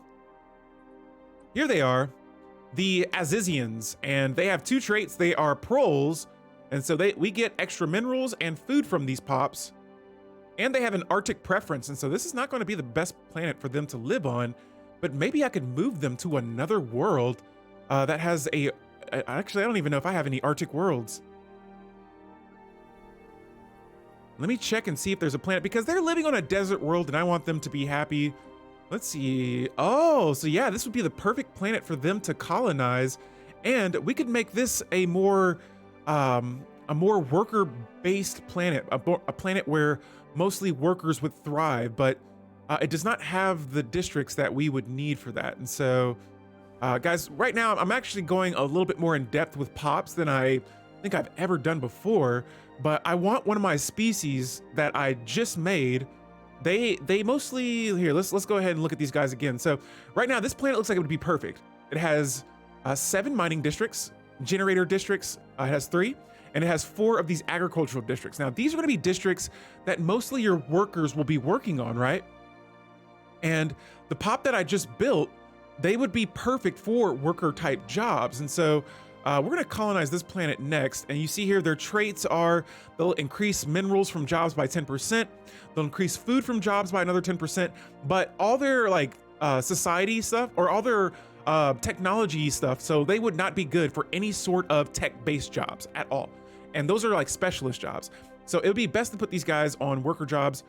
We'll go ahead and name this planet. How about Labor Set? This is our Labor Set world. All right, and that's going to be where most of our job, and there's nothing wrong with just working a worker job. There's think of them as like factory jobs. Just lots of just your basic sort of workers, filling in the roles for our empire. The empire needs them. They are very important, and so don't want to neglect those guys. The specialists important as well. Just you want to make sure these 3 tabs right here, these are for your like workers, and so you want to keep those workers, keeping those busy as well. All right, and so after that, so let's keep our time moving here. Planet Lukton, what you looking like? Got 1 amenity, but we don't have any entertainers on this planet, so no worries there. This planet will fill up with more pops, and that'll change in a moment. Guys, we are on our 3rd Psionic Tradition tree. This is excellent. So we've completed the first 2. The first 2 will lead you into one option here, the Great Awakening. And that is what this entire playthrough has been built on. The Great Awakening, the Psionic Awakening. The eyes that pierce all veils is closed. Only with great effort can it be opened, and our true power awakened. The effect of this tradition, it says all latent psionic species will now unlock their full psionic potential. This allows psionic assimilation of other species, and this will unlock their latent abilities. And so now all the other pops, I only have 2 other pops outside of my shepherds, my humanoid species. We will now be able to assimilate them into psionics. Let's select this. Let's go and look at our pops after we read this situation here. The Great Awakening. Beautiful. So the shepherd species has experienced what can only be described as the Great Awakening. For a time now, we have been aware of the great psionic potential inherent in our species, but such powers have only manifested themselves in a small minority until now. Almost overnight, our shepherds everywhere have unlocked their full psionic capability. It is as if some sort of communal pool of shepherd psionic energy finally reached a critical tipping point, collectively awakening the latent abilities of our brains. Telepathy has already replaced most verbal communication between sheep, and this is only one small example of how innumerable changes our society has faced with. We are now tied together in a way few of us could have ever imagined. The veil has been lifted. And so guys, this right here, this is it. The Great Awakening. Let's go check out our species. And I'm sure the rest of the galaxy is going to be like, what in the world? And so we went from latent psionics to full-blown psionic. And so it has changed again. So we went from our regular humanoids to the humanoid with the latent psionic, which here it is. These are all the traits that you get and their modifiers, to now psionic. And so I think the only difference here is that it adds 5% happiness with this type of psionics. And so I wonder if I could maybe change their name type. Nope. Nothing yet, but I wonder how I could assimilate these guys. Or if I can. Because that would be pretty cool. So I want to go back here. I want to see, let's go back to that tradition here. And yes, it does say allows psionic assimilation of other species, unlocking their latent psionic abilities. Now the question is, how do we assimilate the other pops?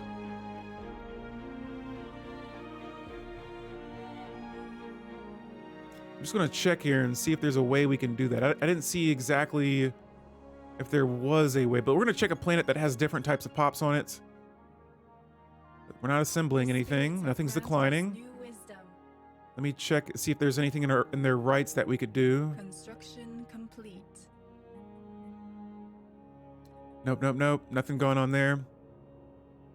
Oh, check this out. So the pops that we created before, these here, can I select these guys, please?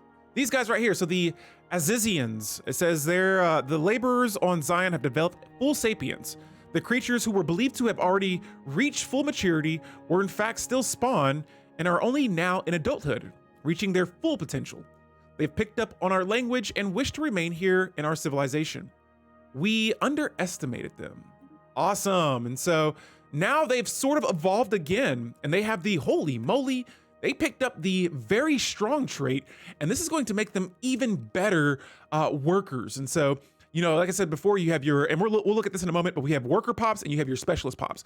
Now, for them being our worker pops, this is going to increase their worker output, their resource output by another 5%. And so making them even better to work on our planets. Now, if I could figure out how to assimilate them into psionics, that could be another game breaker as well, but we'll come back to that once we finish sending them to a planet that's more habitable for them to colonize and work on, and I mean just be happier on.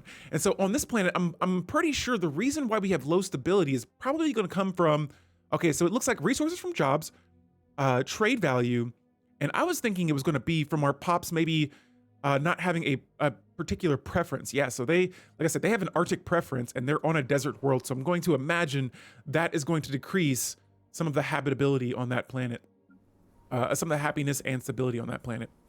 But in the meantime, though, yes, we have pops growing. We have these gene clinics on our worlds.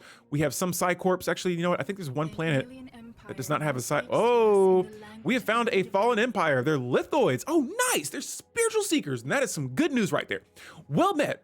I represent the keepers of Abren, led by the illustrious Archdruid Jim Voir. We rule our region of space under a divine mandate, and so long as you do not interfere with our spiritual affairs, our relations may remain cordial. And so, yo, if you guys have played Stellaris, you know these fallen empires, you know, they can either really hate you or they could really like you. And it's usually best, especially early to mid game, to have these guys, you know, just either just stay in their lane and not bother you, or you not bother them and keep it at that for now. And so a fellow Star Explorer, we will salute you, especially if they are a fallen empire that is a spiritualist. They're spiritual seekers. And so, yes, we have cordial relationships right off the back because, guys, my empire is spiritual as well. We are fanatic spiritualists. And so we're going to get along quite fine there. And I'm just now looking at my current ruler, who has been in the game for a long time. He has been ruling for quite some time. He's currently 84 years old, level 5 out of 7. This is Deacon Tiberius Raven, who is also a full-blown psychic as well. And look at all that influence. I just thought about this. With my psychic governor here, he increases monthly influence by 0.5 and the governing ethics attraction by 10%. But look at our influence per month right now. We are at 5 influence per month. That is wonderful. Now over here, back to the Federation. Again, I'm always going to be keeping tabs on this. We currently have the strongest economy. I'm going to go to my laws here. And still, we are not going to change anything succession type based right now. We have another 2 years for our presidency until it is challenged in election type. And I'm probably going to change that here in a moment, because I want to keep my presidency for as long as possible. But it looks like that's not an option.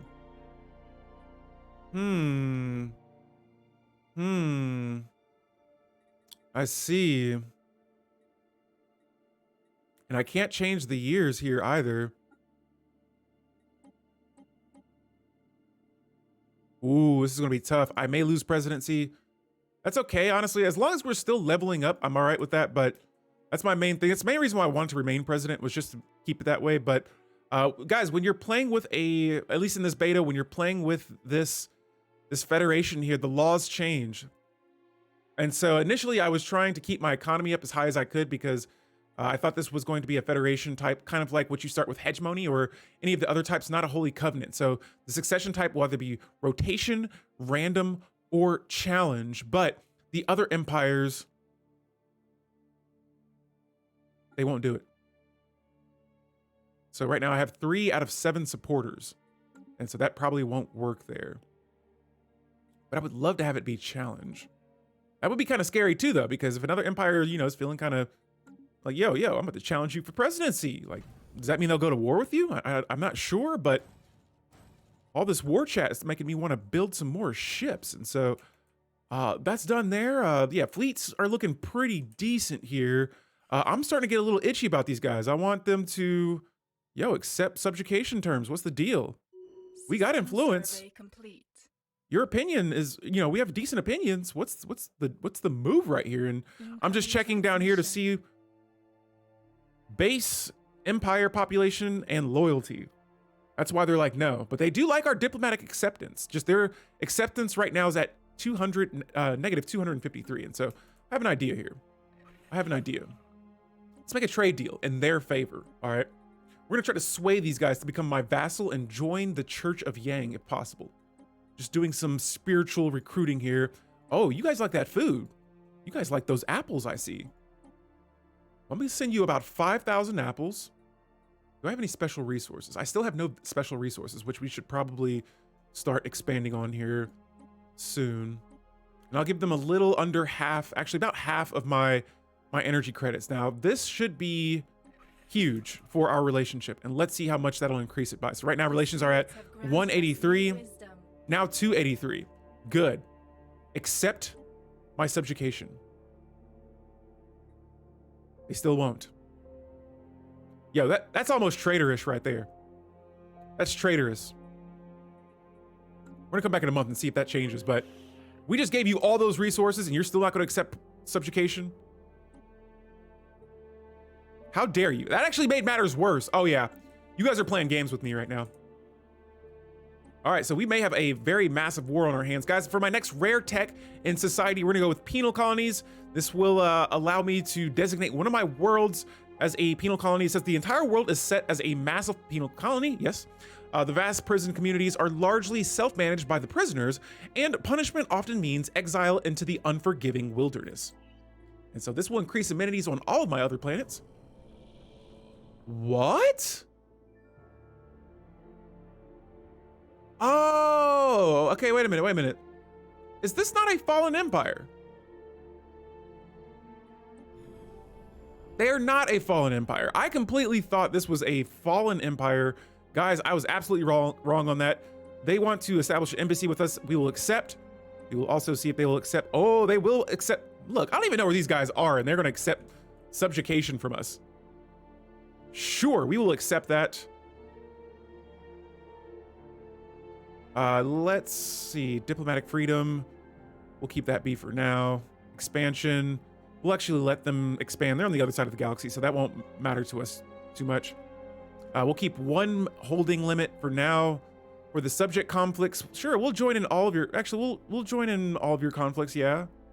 Or no, we'll keep it on defensive for now. I don't want to join in all of your conflicts, but if anyone attacks you, they attack us. For the Overlord conflicts, we'll keep it at defensive for now as well. And I want sensors on your side of the galaxy. Guys, I didn't even intend for this to happen, but This empire over here is going to be our next subject. We'll have vision on them, and this is probably going to open us up to a lot of other empires. These traders right here won't accept that. And there it is, everywhere. Aliens everywhere. We got more spiritual lithoids. Yes. We have the Artisan Troop Enclave. Wonderful. Who are you guys? Well, we get are these Carabineers? They're Potterers. And they're offering us a fleet. Cool. We'll take a scrap fleet, sure. And then we have, who else? Look at all these spirituals. This is huge. Hegemonic Imperialists. Oh, kitty, hello. These guys are, look, I feel like the spectrum right now has been mostly authoritarian, spiritual. Ooh, these guys are xenophobes. Respect our authority. More lithoids, hegemonic imperialists. Oh my goodness, look at this. Another hegemonic imperialist, okay. And that is massive right there. That is a lot of systems. And so I am seeing tons of lithoids everywhere that are mostly spiritual. These guys finally accepted our trade, and let's see. Are you a friend?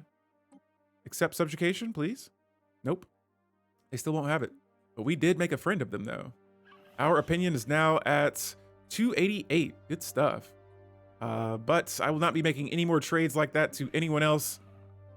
Terrible. Terrible on my part, but good for diplomatic measures. We got some more members in the Church of Yang. So now that we have a new vassal, every vassal joins in my federation as well. These keepers of Afbren are now in the Church of Yang. And so let's go scope that out as well. Ooh, cohesion still high. Our level XP went down a little bit, and that usually happens when, you know, another new member joins. But the keepers of Afbren, they have a pretty good economy. We may have to change that. We may have to take some of that economy from them, because I don't like how close they are to my level of economic status. No. But in the meantime, everything is looking good. We are still kind of hurting on energy credits and minerals, and so maybe I can start a monthly trade here, and let's sell about 60 food for now. And I'm gonna need some more consumer goods as well. Let's go to our planets. Let's see what's happening here. Let's see what planets are working. Now guys, earlier I was telling you about the workers.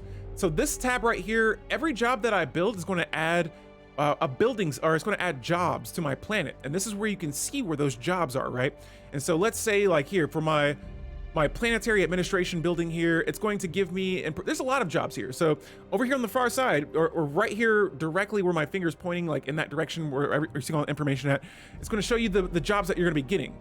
And it's going to provide high priest, politicians, and enforcers. If I click on population here, you have your high priest, you have your politicians, and here are the enforcers. And so those are 3 jobs that come from that one building, right? These are going to be your ruler jobs up here. So, you know, you're going to have guys, yes, like your politicians are going to want to work those jobs. You don't get as many of those, but you want to make sure they're working those jobs. And so earlier we had those rulers that were looking for a job to work. This would be a good planet for them to come to, because, or actually not a good planet now because these jobs are already filled. But yes, those are the ruler jobs. You have your specialists. And then for the new species, we make the Azizians. They're going to be working most of the worker jobs, all right? Now, I don't know if they work specialist jobs as well. Actually, we have 2 of them working metallurgist jobs. Okay, so they can work specialist jobs. Just I want to see what's up with the species, because like now that I've created my own species, I haven't done it in a while. I want to see what's up with these guys.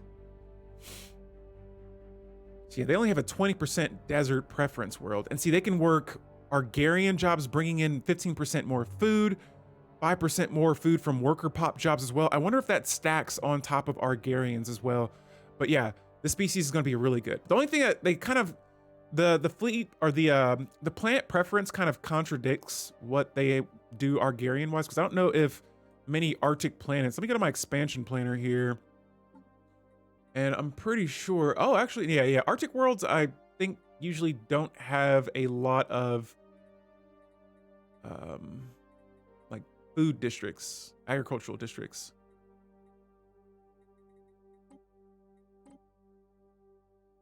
Yeah, I'm not seeing a lot of those, but yeah, Arctic worlds are habitable for us too, so we'll be able to use that. Let me do some last second mining as well. I want to make sure we are mining everything in all of our systems. And guys, once again, I'm gonna see what's up with these guys. I'm trying to keep them opinions as good as I can for now, because I can imagine with me having a vassal over here somewhere. Here they are. Now I have a vassal all the way on the other side of the galaxy, almost on the other side of the galaxy, but really far away. These guys, let's see, another vassal potentially. They don't like our distance, and so that's not gonna work either, but yeah, so far, once again, just a little bit of fluctuation going on with the XP here. That's gonna change in a little bit.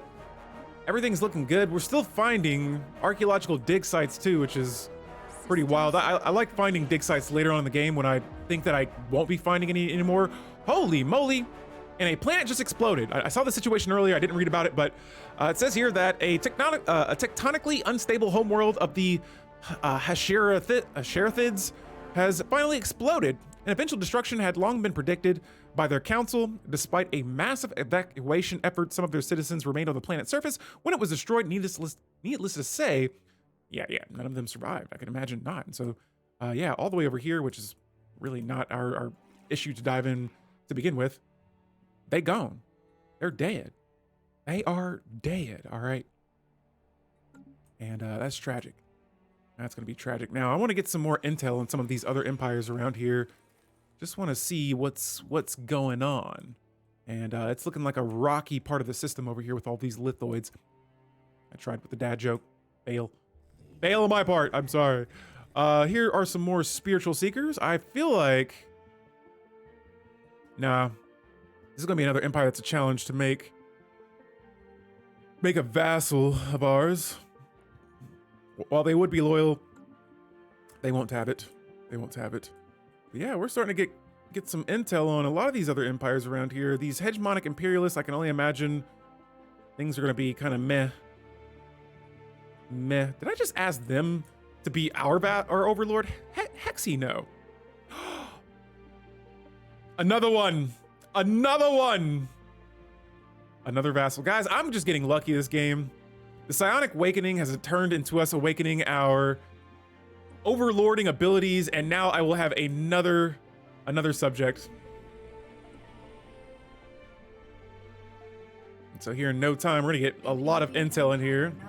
Oh hey, and we found another, is this another enclave? Sweet. Bam. Another one. They've joined the Holy Federation of Yang. And guys, we have about 5 more months now. Speaking of that, the Federation, I got about 5 more months until we decide if I'm going to remain president or if it's going to move to someone else. So yeah, these guys are now our new vassal. This is huge. And the Federation, the Holy Covenant, the Church of Yang has another member. This Federation is going to be huge. Absolutely huge. And so the member that I just brought in, these kitty cats here, they actually don't like us. They are disloyal. Their opinion of us is at -61. I can't establish an embassy with them, but it matters not now, because these guys, I'm like, yo, you're running out of options here. Like, you're gonna have to become my subject or else. Like, I have a lot of Federation members. Like, we are not messing around. Let's see what's up with this criminal syndicate here. Will you accept now? Pretty much, I'm just like, through our psionic abilities, you guys will join the fold. And speaking of psionic, there are some Shroud Walkers I want to reach out to after I add more holdings to these planets here. And so my consumer goods are just getting butchered right now. You know, let's keep going. Look at all this unity I have. 324 unity. The sacrificial shrine holding, I've been adding that to a few of my holdings that I have available. But holy cow. This is one of my first times playing with a death cult, and I gotta say, the holdings we've been going crazy on. I'll definitely change those once we finish the tradition tree, but I'm gonna continue going all out on just getting some more unity. Earlier on, I was trying to split between either rushing unity or tech. It looks like tech, it's being swayed in that direction. And so, yes, more embassies, potentially more subjects to vassalize. Let's see who these guys are. Democratic Crusaders, what do you say? They won't accept subjugation. They will not. And guys, I know this is mostly a beta for focusing on psionic stuff, but just still, we're having fun. Might be slightly distracted by subjugating these other species, but it was this. The Sogag Regime. You guys are, egalitarian, and they have the fanatic militarist ethics. They're a military junta with the honor-bound warriors. Cool, we'll salute you guys for now. We can get down with some honor. Guys, we are going down our 4th psionic tradition. We have 2 options. We have the Shrouded Communications, or we have Breaching the Shroud, and I'm definitely going for Breaching the Shroud.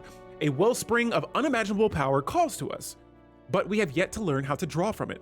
This will unlock a special project to breach the Shroud. Telepaths now produce an additional 5% resources from psionic pops. An additional 5% resources from psionic pops? That's all of my pops. And now we have the situation, the Shroud. Like a muffled whisper in a dark room, the Shroud calls to us to learn from within our minds. It is a premortal realm of pure psionic energy that came into being at the dawn of time. All creatures that have been gifted with psionic abilities tap into the Shroud in some ways to draw power, even if only subconsciously. Okay, so since our transcendence, we have begun to see the Shroud with greater clarity. There are patterns where even once our strongest telepaths could only see a formless mass of swirling energy. There are other things as well. Spirits of a sort that gaze back on us from the other side, sometimes with curiosity, sometimes with kindness, and sometimes with malice. We are still in the process of learning the extent of our new powers, but it may be possible for us to commune with these spirits. It will require the combined efforts of our most powerful telepaths. And so now the situation begins. Breaching the Shroud. Keep the game paused here because there's a whole lot going on. How is it that one of our vassals is actually stronger than us? Or are they? Oh no, this is a, holy moly, a fallen empire. So here's the fallen empire here. They're military isolationist, and I can imagine that our power is going to be an issue compared to them. But let's go to our situation logs here. Breaching into the Shroud, holy moly, is going to take 55 months. I'm doing it. I'm going to do it anyway. We also have a colony ship of our Azizians here. They're going to be moving to their first planet to colonize, and I cannot wait because they're going to be happy on that new planet that is more habitable for them, and they'll be able to work some more jobs. All right, and we are still encountering some other alien species out there. Good. This planet here, I feel like this planet just kind of hurts not being able to utilize these artisans on this world because it's a forge world. But I mean, we're making up for it with the alloys we're currently bringing in right now. This planet on the other side, I may designate it to artisans. Let's see here. So with the civilian industries, yes, and I'm pretty sure I'm hurting on consumer goods because of all of my research labs that I have on my homeworld. But for the time being, let's designate this world to be a factory world, and it'll increase industrial district build speed by 25%, and the artisan upkeep will be decreased by 20%. Even though that's not the primary focus of this planet, I will select that for now, just so that we can get these consumer goods back on track. And we will go ahead and utilize the last of those 2 remaining districts as well. I wonder if I can go back to my decisions here. So I can't add another planetary feature. I was pretty sure there was a planet that I hadn't done that on already. Let's see. Nope, it looks like I might have done that on all of my worlds. No worries. Our death priest can produce 20% more output if I send an artifact to this museum. Now, I was sure that I was going to save some of my minor artifacts. Yeah, we're going to save those to discover a precursor insight. But in the meantime, let's go back to physics tech here. And next up, let's go for chemical plants. Since I don't have a lot of special resources in my empire just yet, we can change that up a little bit. And the galactic community is now being formed. We will definitely join that, as it would be a worthy endeavor there. I want to check on my very powerful Federation member here. Cool, we're still very friendly. I highly doubt they'll accept subjugation from us because we're in a federation together. Yeah, if you're in a federation with another member, they're usually like, heck no, we're equals, bro. You're not subjugating us. And so they won't accept it, but they are a very powerful empire, and so I'm not going to make diplomatic matters worse with them. Back over here on the right, though, this Jetma Dominion. I'm trying to figure out what we're going to do with these guys. Because they're not in our federation. They still refuse to accept subjugation. And yeah, this empire right here, honestly, if we could maybe bring them into the fold, that would be a game changer. Now, guys, I did say I was going to go to our contacts here. I want to reach out to the Shroud again. Let me make sure I have all my holdings, as always.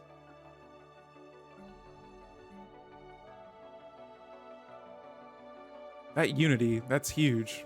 And these Overlord buildings are just massive, giving me massive bonuses to my monthly unity right there. But I want to reach back out to the, well, first, let's reach out to the curators. I haven't been taking advantage of these guys yet.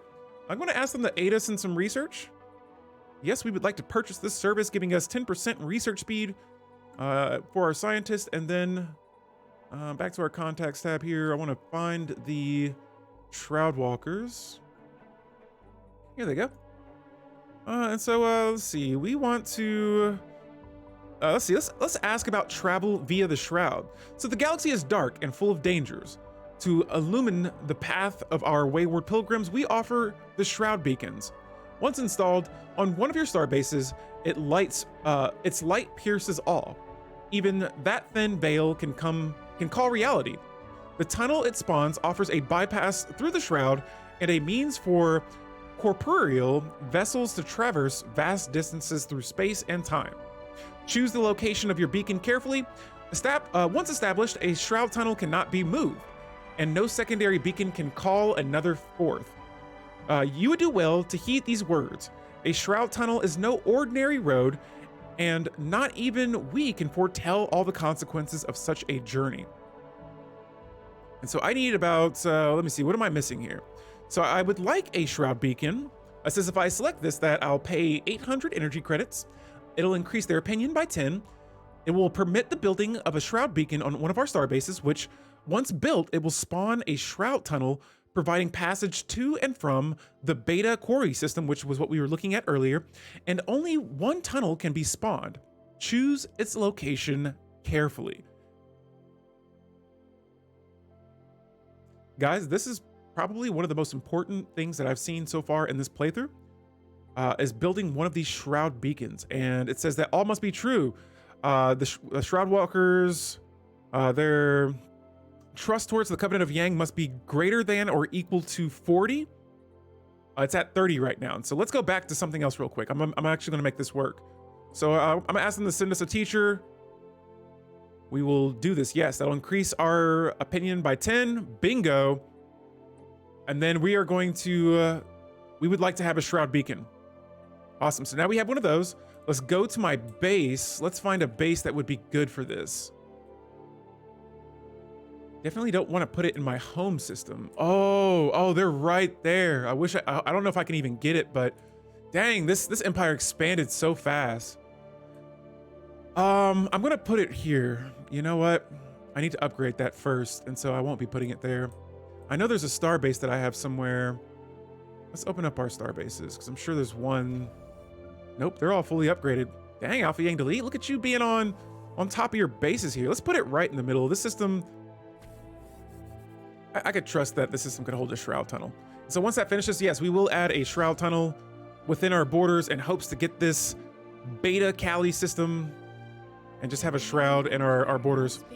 The Dar Sentience, a machine intelligence, that's all I need to know. Blasphemers will burn. Xeno heretics, get out of my face with that robot mess.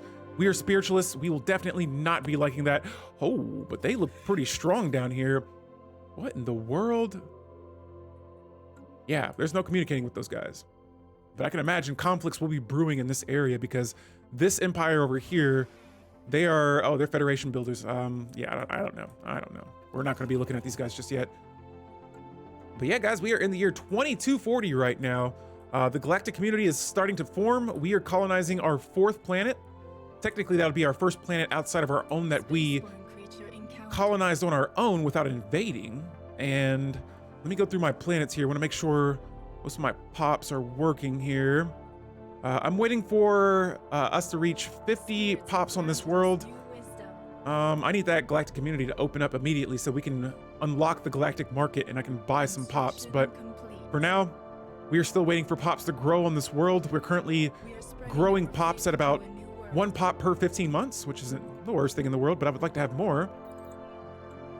And let's go back to planet Zion here. So this planet, jobs are at 6 right now, which isn't terrible. I'll go ahead and try to, or I was going to try to clear out that mountain, but I'm not able to. Let's upgrade the planet again. Why not? Oops. Okay, I thought I upgraded it twice. Nope, we're good there. And this planet I want to upgrade. Actually, I need some more unity now. I need about 900 more unity to upgrade this planet's ascension, but I'm doing so again because if you guys missed earlier on, we reformed our government and now we have the Ascensionist Civic there. And so, yeah, everything's looking good on our part. Tier province. I should have that Shroud Walker building available now, but it looks like I don't just yet. We'll add a transit hub to this base, and there we go. We are now in the galactic community. I want to see where that building may be. An alien empire now speaks to us in the language of the Alright, cool. divine. Looks like we're going to encounter some more alien species. Oh, the Shroud beacon's right here. Awesome. We'll build that a little bit later on this base once it finishes upgrading in the next 100 days. Still not accepting migration treaties just yet. Sorry, my friend over here. Unless you guys want to become our subject, that would work. But ooh, that acceptance, it's starting to increase. They're saying over there, maybe we should. No, we can't do that. We can't become their subject. But they want to form a commercial pact. Sure, I have so much influence right now. Why not? Why not? My influence right now is at 979, and so, yes. Uh-oh, we got some more Holy Guardians. Let's go. So this is the Fallen Empire I was looking for. This is another child. Know that we are the Atagan Watchers, the chosen people of this galaxy. Respect our holy places, and we may refrain from annihilating you. And we're just gonna be like, yo, that was a little aggressive right there, but this meeting is surely a blessing for us. So cool. We found, let me see, is this them here? Can't really see much on them, but we have found a spiritual fallen empire. I'm gonna pull up my communication tab. Let's see how friendly or how hostile the galaxy is looking. And so for the most part, every empire that is hostile towards us in any sort of way, relation-wise, their relative power is inferior to us. And almost all of our friends here, they're either equal or pathetic. And as you can see here, we have probably, if not the biggest federation right here. And so the Holy Church of Yang, our ways have expanded. And I'm going to see what's up. Are you like a subject? Are you guys a federation? What is going on over here? I don't have a lot of intel on these guys, but they are vassals because it says support their independence. Now, I want to see who your overlord is. Someone over here is ruling everyone. Ooh, so the robots, we could propose subjugation to them, but they won't have it. They're definitely the opposite of spiritualist species, that's for sure. And for these guys, yeah, they won't even enjoy I feel like there's a federation we must not know about. Yeah, but I won't be asking them to join us anytime soon. Let's see if there's a way we could spend this here influence. I really don't want to make matters worse with other empires, but these guys down here, I do want you guys to get a little bit stronger. And so I want to go to the Gorian Divine Foundation. Actually, no, forget that. We're going to expand beyond them. I'm sending my construction ship all the way across their borders here, and we're going to build a star base. That's going to cost me 300 influence almost. So these guys want to offer association status to the Shadbracht system. Let me see, or the Empire. Let me see where that is. Who are they? The Shabtact. Let me see where that Empire is.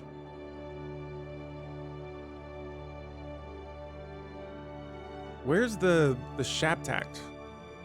Don't see. Oh, they're all the way up here.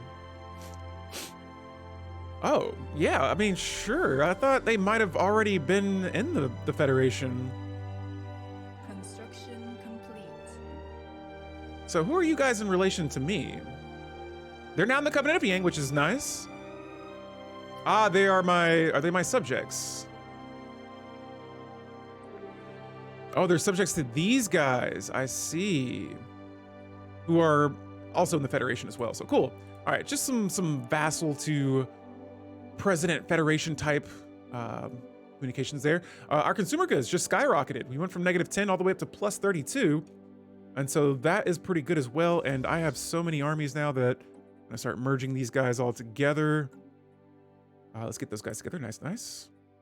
For the factions, once again, that other faction sort of disappeared, and now our Council of Religious Conservatism is growing even bigger, producing 41 unity right now. That is massive. Right now, we're bringing in 346 unity per month, and I'm not even utilizing all my edicts right now. And so the Magars display psionic potential. Oh, this is another species in our Federation that has psionic abilities. That is nice. Let me go check these guys out over here. So this is one of the biggest Federation members in the Federation that we have right now. I want to see. Here are their species and their traits. They have Arctic planet habitability. And again, since they have that psionic ability, they have that increase in physics, society, and engineering research. Cool. This would be an empire that I would potentially want to. Here, let me see what their species looks like based on some more of their traits here. If I can find them, because there are a lot now of species in this game now that we've found the other empires. And so the Magagians, where are you guys at? There are so many, holy moly.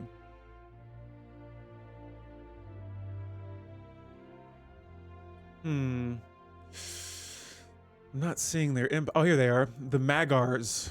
And now they have, yes, this. They actually have the same traits as my other species, but let me see if I could maybe form a migration treaty with you guys, because if you're psionics, I will definitely take more psionics. Oh, they definitely will. Hex yes. This will cost us 0.12 influence. But they're like, oh yeah, let's merge our species. Psionic on psionic action going on over here, and Construction complete. awesome. They will, yep, there it is. We now have a migration treaty with them. More planets. We are also getting ready to colonize this world next. I want to clear out any planetary features that are there, and it looks like there's not. But yeah, our Azizian species that we recently created, they will now have their own world for them. I will not be sending any of my shepherds there because they have a planet preference of desert. And so we got another megacorp empire, the Aphoxarian Trading Coalition. Sure, we'll say what's up. Where's that Aphoxarian at? I'm not seeing their empire anywhere, but yeah, that's another megacorp empire. And this galaxy size doesn't look like there's a lot of empires in it, but apparently there's around 27 empires so far. And so that's going to be interesting to see once everyone's getting that border friction going on there, who's going to turn on who. And yeah, I haven't seen a lot of war happen in this game just yet, but back over here to my second planet, Zion. Let's add something, something to this world. You know, for this planet, I'm going to kind of mix and match some of my buildings. I know that I'm going with the Ascension perk here, but I'm going to add a mineral district with a mineral purification plant as well to increase our minerals per month. That number is pretty low for my comfort. And then guys, here it is. We are going to complete the last tradition in the psionic tree, Shrouded communications. So telepathic ciphers and code breaking techniques are the next step in operational security, increasing our code breaking by 2 as well as encryption by the same amount. And so now that we've completed psionics, adopting all psionic traditions will grant negative 10% edict upkeep, 1 ascension perk unlocked, and we can dive into the shroud more often. So here, let's see, what should be our next ascension perk? And so I'm thinking shared dynasty or shared destiny with all of the vassals that I have, it says your subjects do not suffer monthly loyalty penalties from you having multiple subjects. That could be incredibly useful to us right now. Imperial prerogative. As our civilization continues to grow, so is its beating heart. Must also expand. More systems will be placed under our direct control.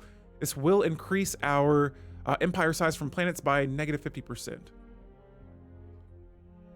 Options. We could be the defenders of the galaxy. We are due in time in another about 60 years for a sort of in-game crisis. I'm sure we'll unlock another tradition by that time. Let's go with shared destiny. This will give me 2 additional envoys, which I'm not even using one right now, but I need to use one. So there we have it. We've completed the Psionic Tradition tree, guys.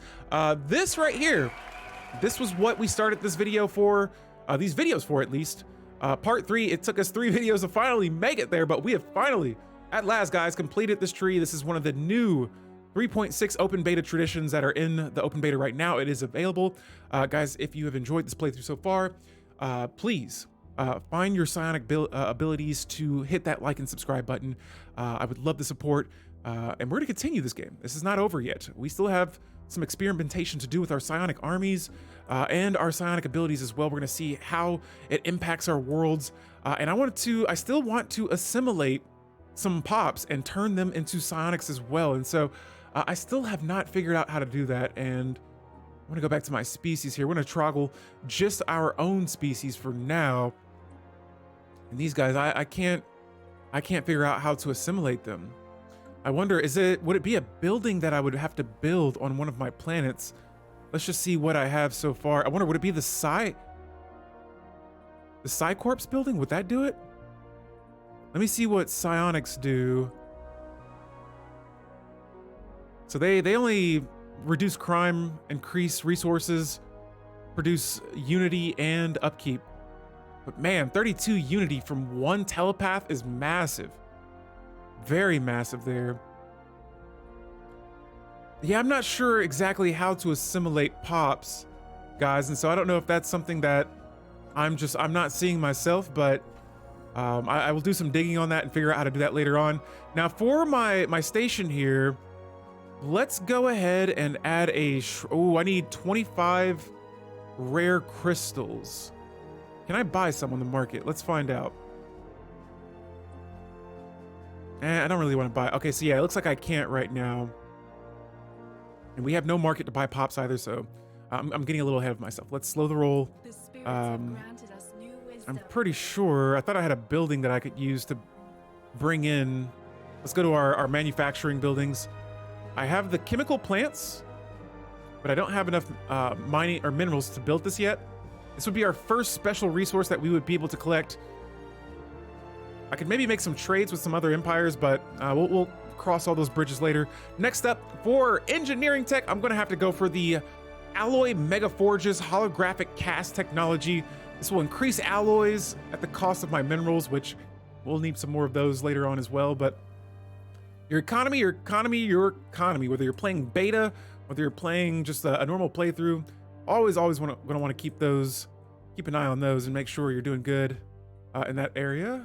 But other than that, Spaceborne we're looking good. Let me go back to this this presidency or this federation here. All right, yeah, so here's the new president. These guys.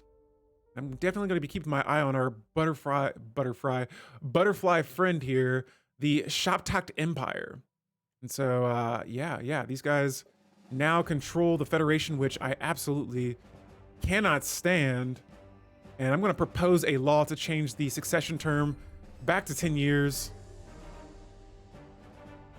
Oh, that succeeded very fast. Awesome. So I don't want them being presidency for that long. And so they'll be done in like 8 years, hopefully. And I eventually want to change the succession type back to challenge. Now, other than that, the rest of this stuff, this Federation type, I feel like here, yeah, we need to upgrade this some more. So the Federation needs to reach level 3 in order for us to activate that next set of laws there. But right now, there's not a lot going on. And we have found a Leviathan, or there's been reports of Leviathan. I don't think that's going to be anywhere near any of my systems here, but I see we have some space amoeba. What's going on here? Look at this beautiful system here. Transmission. Oh yeah, I think these guys are called bubbles. But yeah, I'm gonna let them float around in this gorgeous, guys. This is going to be our Stellaris shot of the game. Look at that nebula. And I think I got that picture as soon as a lightning strike happened in here, but that is absolutely gorgeous. Nebulas are some of my favorite types of systems. The Toxoids want to form an embassy with us, and so we will accept that as well. Guys, in this game, embassies absolutely boost my unity per month. And it's already at 356 right now. I think it took a little dip there, but let me check and see my edicts as always. These I like to check because I have this sacrifice edict available. There's 3 different types that you can pick. And for the most part, I've been selecting togetherness. Look at that, monthly unity increased by 60%. So unity's at 356, now 503, holy moly. And so that is huge. Now in 9 months, I will select my next tradition that we'll be diving into. But yo, that is huge. That is nice. Cool, so even more unity. Planets looped in here. We do have the pops. I need some minerals to upgrade our planetary capital here, but looped in, let's see. Oh, we need 41 more minerals here. 100 should be fine. And bingo, we'll upgrade that and it'll open up another building slot. We'll build another city district when that's available. And then after that, we have another engineering tech. Let's go with nano separators. Once again, right now, I'm just kind of going all out on the alloys and just trying to increase that output as much as we can. I do fear that with all this bordering, yeah, now every other empire's opinion of us is just kind of neutral, even our own vassals. And I don't know who may be out there, but I can imagine other empires getting ready to propose secret fealties to maybe other empires, maybe. Maybe, just maybe. And once again, they will not, I swear, I've probably checked to see if they'll accept subjugation about 5 times now. They're just like, no. No, we will do no such thing. What is this? A mining station? Please. We'll keep our stance at passive. Do not leave. I can't build a starbase unless I destroy those ships there. That's gonna be a bummer. Well, looks like we have another empire that's expanding to this system, so I'm gonna move here. But I need to send some ships down for some target practice. Let me gather my fleets. And right now, the mining corps, I believe they're mining drones. Yeah, these mining drones are stopping me from advancing there, and so I may just, I want to get these 2 systems. I wanted both of these right here because of this rock debris situation or dig site, but I won't be able to just yet. Nevertheless, we will not worry about that yet. I'm going to build, you know what? I'm going to add some more anchorages to increase that naval cap because I'm sure we're going to be building a lot of ships here in the future. And I'm going to save this building slot for the Shroud beacon because I definitely want to connect to that and exploit that resource right there, that Zro. All right. And if we get that, we can activate one of our edicts that the Sight Beyond Sight, which requires 1 Zro per month. Another embassy, another toxoid species. Wonderful. All right, guys. So, yeah, so far, so good. Just if you're watching this game at this point, you might have skipped ahead in the video. Everything that's right in this sector right here, let me make this a little bit easier for you guys to see so it's above my noggin. So everything above me that's in the purple and up, those are all of my vassals and my Federation members. Not all vassals, but Federation members. We also have a vassal here, 1 here, 1 down here. Everything that's purple and gray on the inside, these are all my vassals. So we have vassals scattered all throughout the galaxy. We have made quite a name for the Church of Yang. And next up, you know, I haven't experimented with this politics tradition tree yet, but now that we have a galactic community up and running, politics may be my next tradition. And this is another new tradition in the Stellaris 3.6 open beta. Let's go ahead and adopt it. And so the galactic stage is set and we intend to have the leading role. I like that. The adoption effect of this tradition will give us 1 more envoy, which we have right now 4 that I'm using out of 7. So we'll have 8 total envoys. Envoys assigned to the galactic community now produce 0.1 influence, which is massive. Adopting all politics in this tradition will grant the following effects: increasing 10% diplomatic weight, and it will unlock 4 special resolutions in the galactic community. Nice, and it'll obviously give you 1 extra ascension perk. So let's just go ahead and try this tradition out. And it's not going to have any of the icons. Again, this is beta, so they are still working on things. The devs are. And guys, here we got to give a round of applause. The devs are kicking absolute butt. The custodians, we have not forgotten, guys. You are so awesome, and you're still just like updating this game and making it so awesome. And so myself, along with plenty of others that I know, just want to say we appreciate your guys' hard work and efforts at this game. And so yo, over here we are starting our first situation in the Galactic Senate, and I haven't really looked at this a lot, but right now I'm in 4th place diplomatic weight wise. I don't even have any envoys assigned to it, and so let's just assign all our envoys to it. I'm sure that'll help us out diplomatic weight wise, and I would love to have even more influence. Even though we're already maxed out, the more influence the better. And so yeah, that increased our influence. Now we're in 2nd place in the galactic community in that purpose. And for the pan-galactic recycling initiatives, we're going to oppose this because this will decrease diplomatic weight from economy, increase pop consumer goods upkeep, and increase clear blocker time. And so I don't know how I feel about that. And on top of that, me and all of my vassals will vote on that as well. My vassals vote on what I vote on. All right, so here, this is where we have our Azizians. I'm gonna go to my main planet here. I want to find the remainder of the Azizians, and I want them all on this planet. All right, looks like they all might already be. Cool. All right, so we have our 4th planet now. This is planet Labor Set, and I'm gonna make this a new sector, assign a leader to it, and let's recruit someone.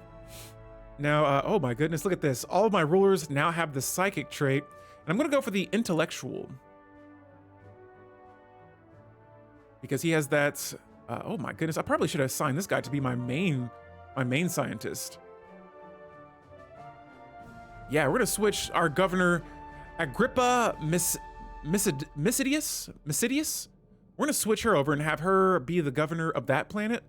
Over here, the new one we just colonized, planet Labor Set.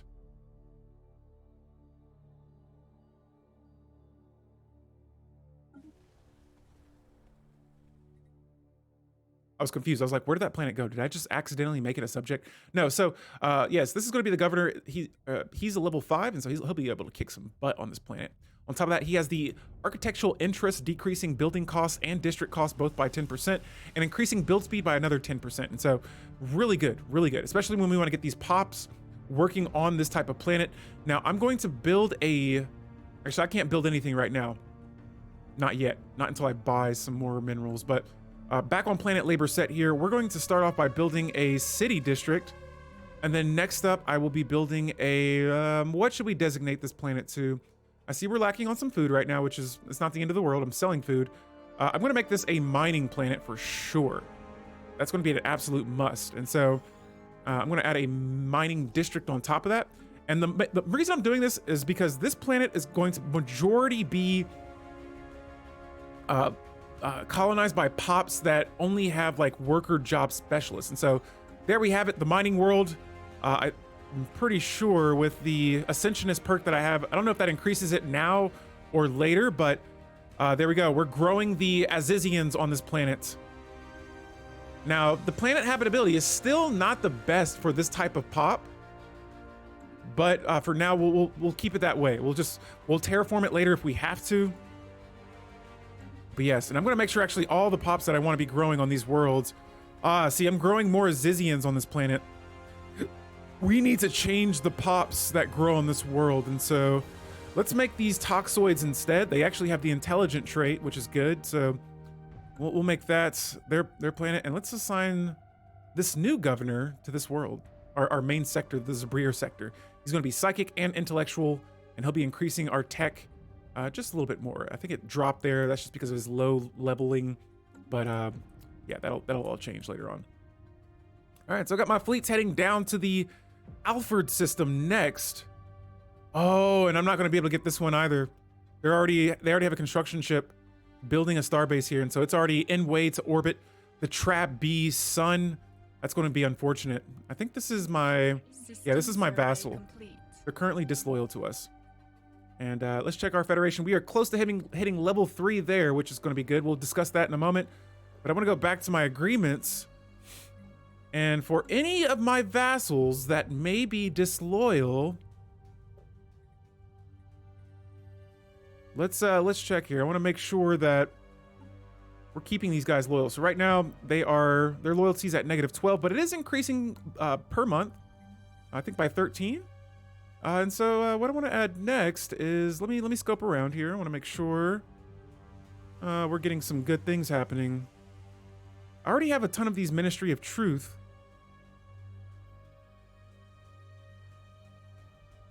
I don't need any more influence, that's for sure. And so let me build a... Should I go with the satellite campus? We could start making some more of these, increasing our tech. And I'm actually going to go back to a couple of my other subjects here, and I want to make sure some of the ones that... Oh yeah, see, all of my subjects right now are increasing loyalty, which is good.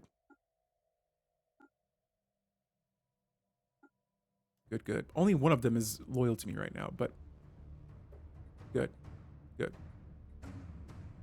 Everything's still looking okay. I wish I could maybe I could negotiate some contracts here, because I could definitely use some more. So that's a vassal, a protectorate here. Let's see if I can negotiate agreements.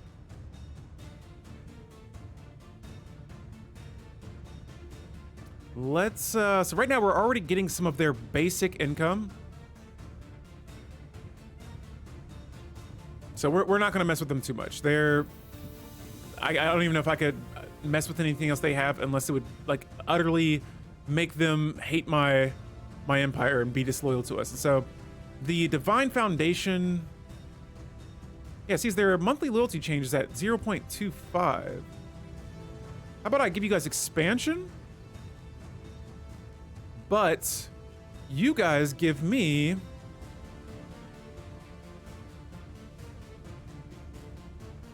more of their basic resources, and yeah, how about that? How about I give you guys give me more basic resources, and I'll give them nothing.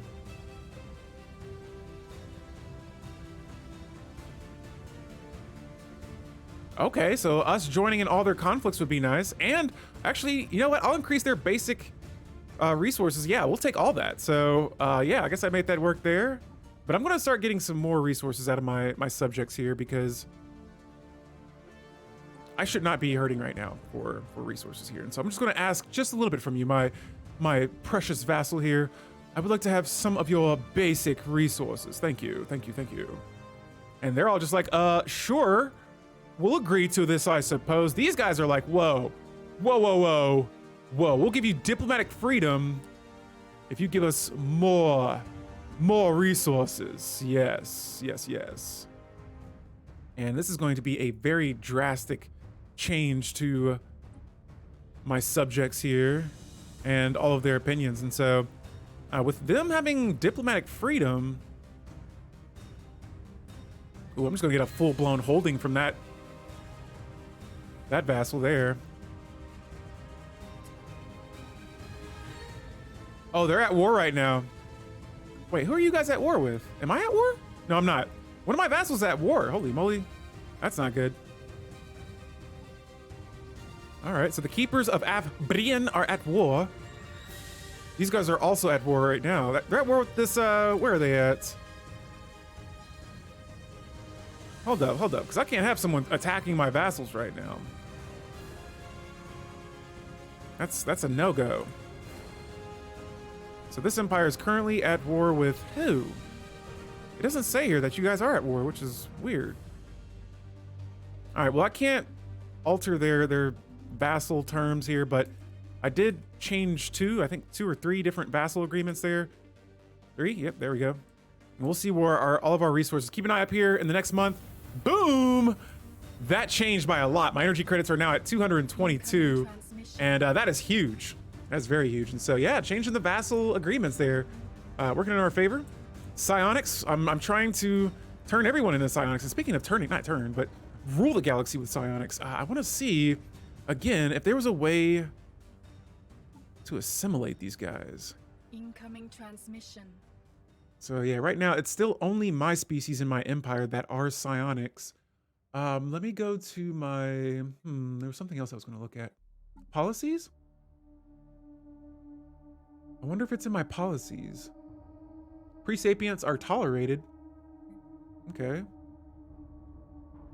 I wonder if I have primitives, because if I do, I wonder if I can indoctrinate them. So right now our diplomatic stance is set to expansionist, which I'm definitely not doing any of that right now. We're gonna switch it to cooperative.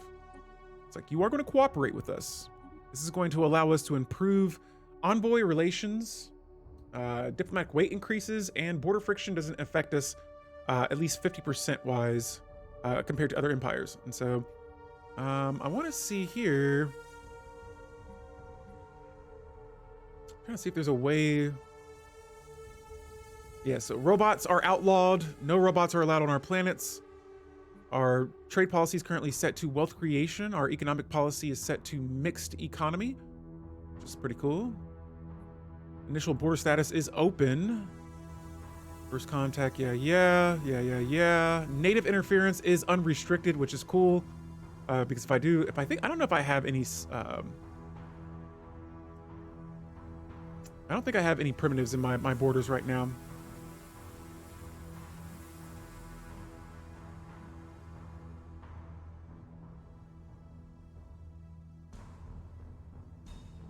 All right, so refugees here. I don't think I've ever looked into the policies on this, but right now we have it as refugees are welcome. But I could change it to citizen species only, and so we cannot allow compassion to overpower good sense. Only those who would be worthwhile additions to society should be brought into our borders. Okay. Morally, not the best thing I would probably go with, but for the sake of my empire, sure. Citizen, I actually have never changed that to that before, and so I'm curious to see how that's going to work, but I don't see any sort of policies here that would let me assimilate other pops into becoming psionic or teaching them the ways. But speaking of being taught the ways, ooh, almost there, guys. I'm gonna keep the game going there, but we're going to now go back to the Shroud again. And let's dive into the Shroud. Before we do that, I want to always reach out to these guys. I like talking with these guys. Tell us about the mysteries of the galaxy. We want to learn something new. Uh-oh, they gave us a whole situation. Whoa. Whoa there. Shroud Walkers, what's up? We want to reach, tell us the fate. Tell us everything. We want to know. And so they're probably going to repeat this whole thing. We've read this a few times in the past, but there it is. If you want to pause it and read it, there it is for you. We shall pay, looks like I need some energy credits. Spaceborne creature encountered. We shall pay. We shall pay. Yay. Complete. And there we go. And so for engineering tech, we're gonna go with the ceramo metal alloys. As always, increasing that alloy per month production. Oh yeah. And on my planets here, uh-oh.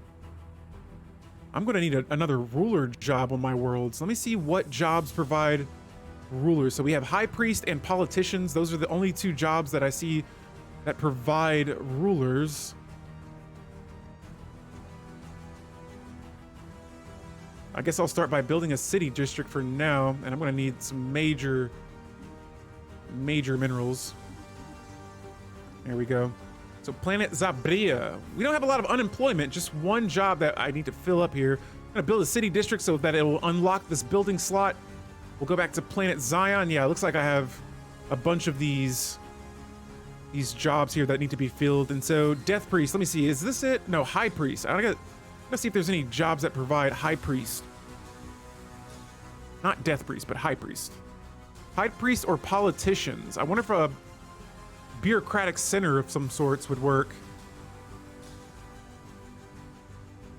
Nope, that gives me culture worker jobs. That's not going to do the trick for me there. Clerk jobs, no. What jobs produce ruler jobs? Temples. Here's a priest job, but I feel like High Priest. Where do you guys come from?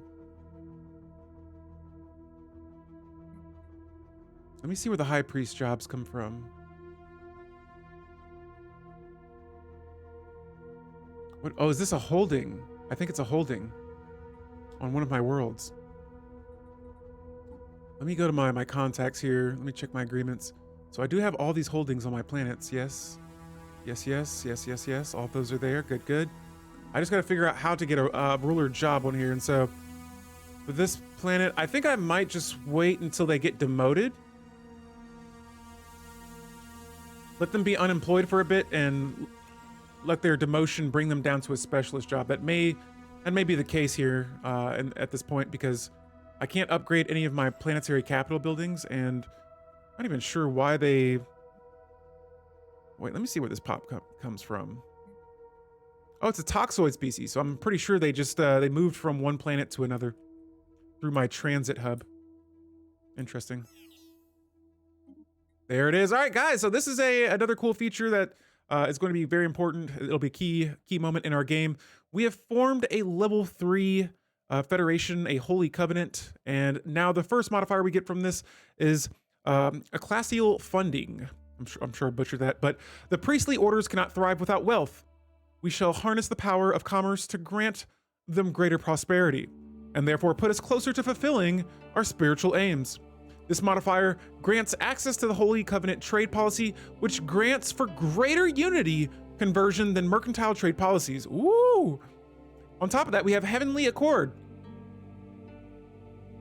Hold up, guys. Hold up. We gotta switch back to the Stellaris sound. Okay. All right, so for our next Federation modifier in the level 3 Federation type is going to be Heavenly Accord. It says the ever greater closeness of our union shall bear fruit in the prosperity of spiritual well-being of our peoples. We will increase planetary ascension effects by 20%.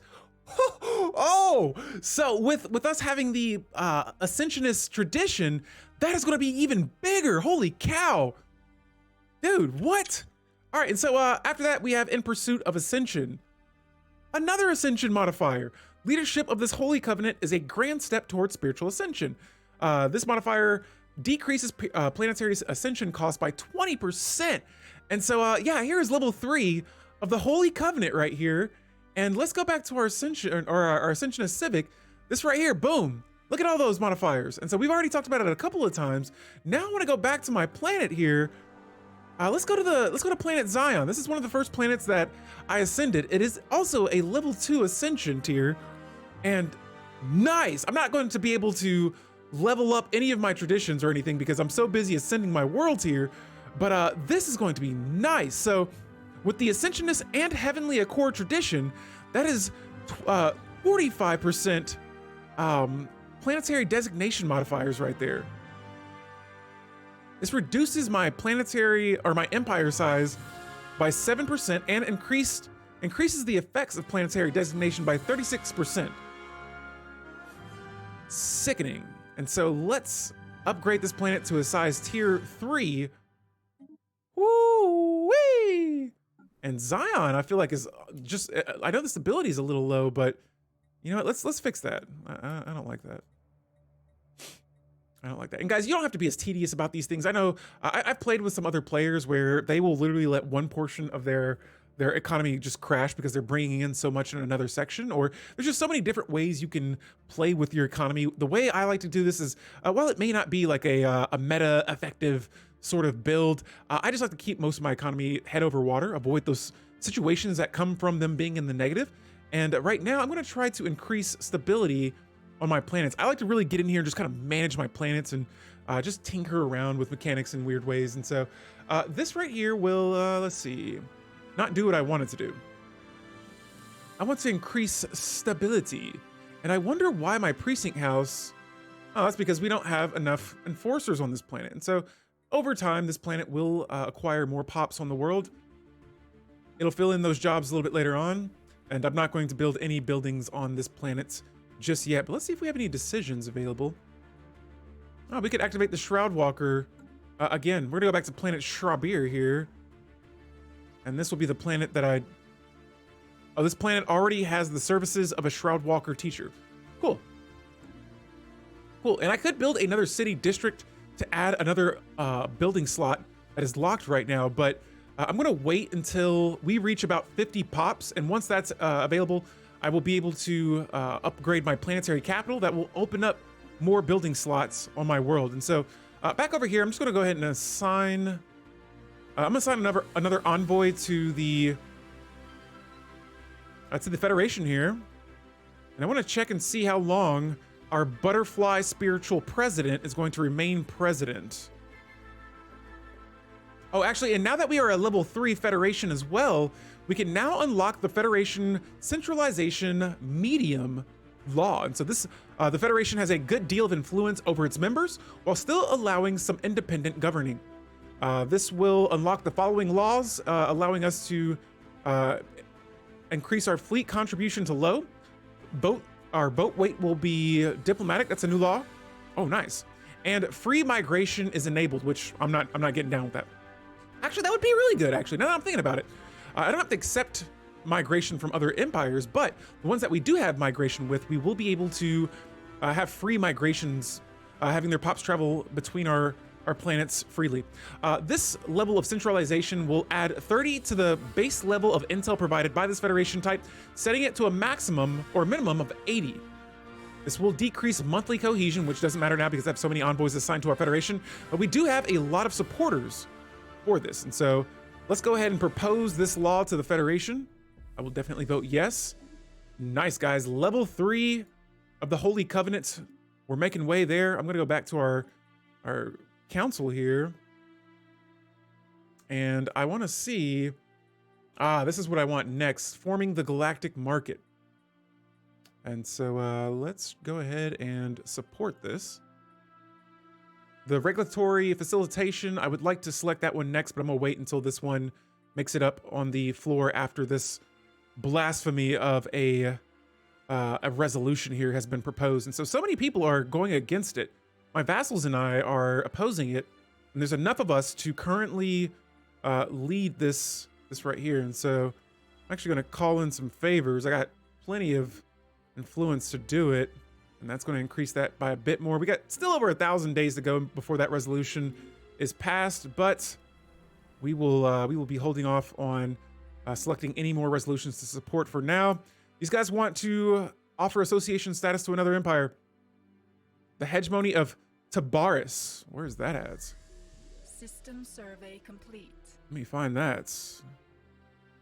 It's somewhere. Oh, down here. Oh, okay. So these guys are trying to get in with the Federation. Let's go. They still won't accept subjugation, which is always nice. The Great Schism. So guys, earlier on we were I think we were awakening ourselves. There was some sort of situation going on, but we have a visitor. It says the Great Schism, sign of the visitor. We've been contacted by a transport ship carrying a number of exiled acolytes from the Shroud Walkers. Oh, that sounds badass. Calling themselves reformers. They are requesting refuge on one of our worlds. This represents an unprecedented schism within the Shroud Walkers. It would appear the Enclave is not as united as we were led to believe. They are welcome here. And so we welcome the Shroud Walkers to our planets. Now, what planet they went to, I'm not sure. We're gonna also offer this elective monarchy, the Gentma Dominion, since they won't join our join subjugation wise, we will offer them association status. They are welcomed to the Church of Yang. We have voted to change our Federation laws to medium now. Let's go back to our Federation. Let's see what laws have been added here. So now the free migration, we can enable that if we want. If we want separate treaties, we could do that as well.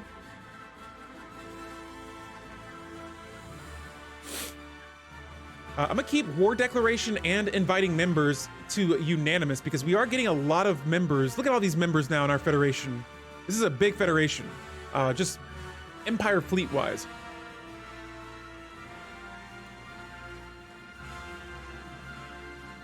And I'm just kind of skimming around here. I want to see if there are any other laws we could change. Eventually, fleet contribution will be one, but I'm gonna change that if I ever become president of this federation again. But for the most part, cohesion and XP is still looking pretty good. So we're good in those categories there. Back over here, we still need another ruler job, but let me see where. I wonder how long it's going to take for this pop to. Oh, demoting workers in 1,634 days, and so now I'm seeing why it's a good thing to have them be demoted. Increase that demotion time to make them go back down.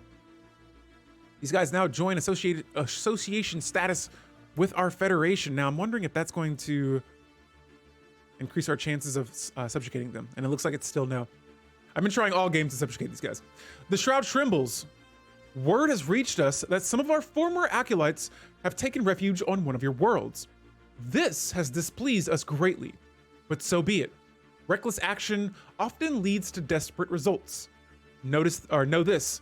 These reformers are nothing more than charlatans, vain fools who believe they hold the key to unlocking the secrets of the Shroud.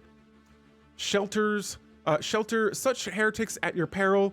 Those that dwell within the Shroud have surely taken notice. Ooh. So these guys aren't too happy that we brought their outcasts to our borders, and so I'm actually gonna see if they pop up as a pop on my world. So let's go to our species tab here. Okay, and I don't necessarily see that they have a species type exactly, or if they would even work on my what type of jobs they would work on my planets. But we do have this Shroud Walker teachers modifier active on my planet. Look how long that lasts. 13,000 days. That is epic. This planet, I don't have a lot of tech generating from this world, and so it's still one of my newer planets. Same with this one. We do have one research lab. We actually colonized these two planets we just looked at, Zion and Lukton. We stole them from another empire, invaded them, shall I say. And yeah, that's ours now. And so for here, planet labor set, let's check it out. We got 3 jobs available. What could I use more of? So minerals and energy, those have both, kind of caught up, but, I was going to make this a mining world. Let's get some more pops on here by building a gene clinic to increase the pop growth on this planet. And then after that, I may build a chemical plant, but we'll wait for that for a bit. Let's get a monument. You know what? Let's get a monument. That'll increase my unity by even more. And speaking of unity, let's go check out our edict. Make sure all these are still active. Yes, the togetherness is still activated. It actually went up by 1 extra point. That's how much it'll cost you for unity, but I'm pretty sure we're getting close to that. That edict getting ready to reset here in a moment. All right, back to our tech. There we go. More metallurgist output. And we'll go with advanced mineral purification next to increase our alloy output. Now, these guys want to form a migration treaty with me. The Kinnet. I want to see what the Kinnet species looks like. Let's go to our, actually I need to go to my species tab. Let's find out some information about the Kinnet. Now, those robots look nice, I'm not gonna lie. The Kinnet, they have a desert preference like us, or at least they have an arid habitability preference. They are lithoids, and so they consume minerals instead of food. Not sure how that'll mix well with our planet, but I'm gonna look at the rest of these. They're industrious, increasing minerals from jobs by 15%, and they are communal, increasing decreasing pop housing usage.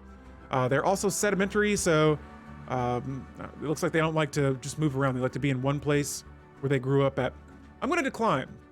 I don't know if this empire would benefit that species would benefit my empire as much as I would like for them to. But again, I'm gonna see here if I can somehow, yeah, they're still not accepting subjugation. I was pretty sure, yeah, I'm increasing relations with these guys, and they're really friendly with us. And so let's add on to that. Let's improve that even more. I want this empire to be, if they're not gonna be our subjects, I want them to be our best buddy. All right, and so the Shroud is coming back to us.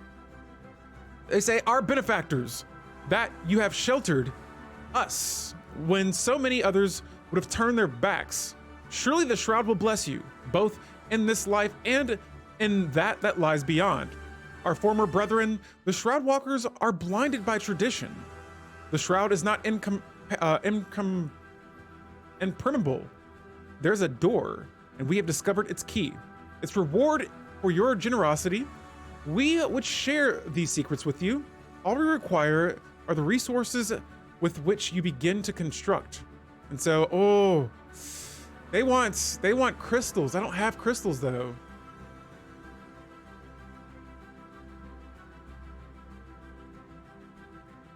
Dang. All right, hold up, Shroud Walkers. Let me reach out to another empire, please.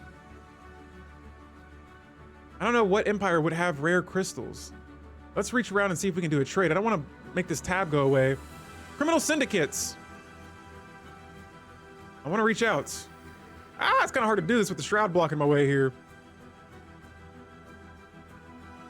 I want to see if I can make a trade deal with these guys. Please tell me you have rare crystals. And how much do they want? They only want 50, so I just want 50 rare crystals, please. And let me see what they think of that.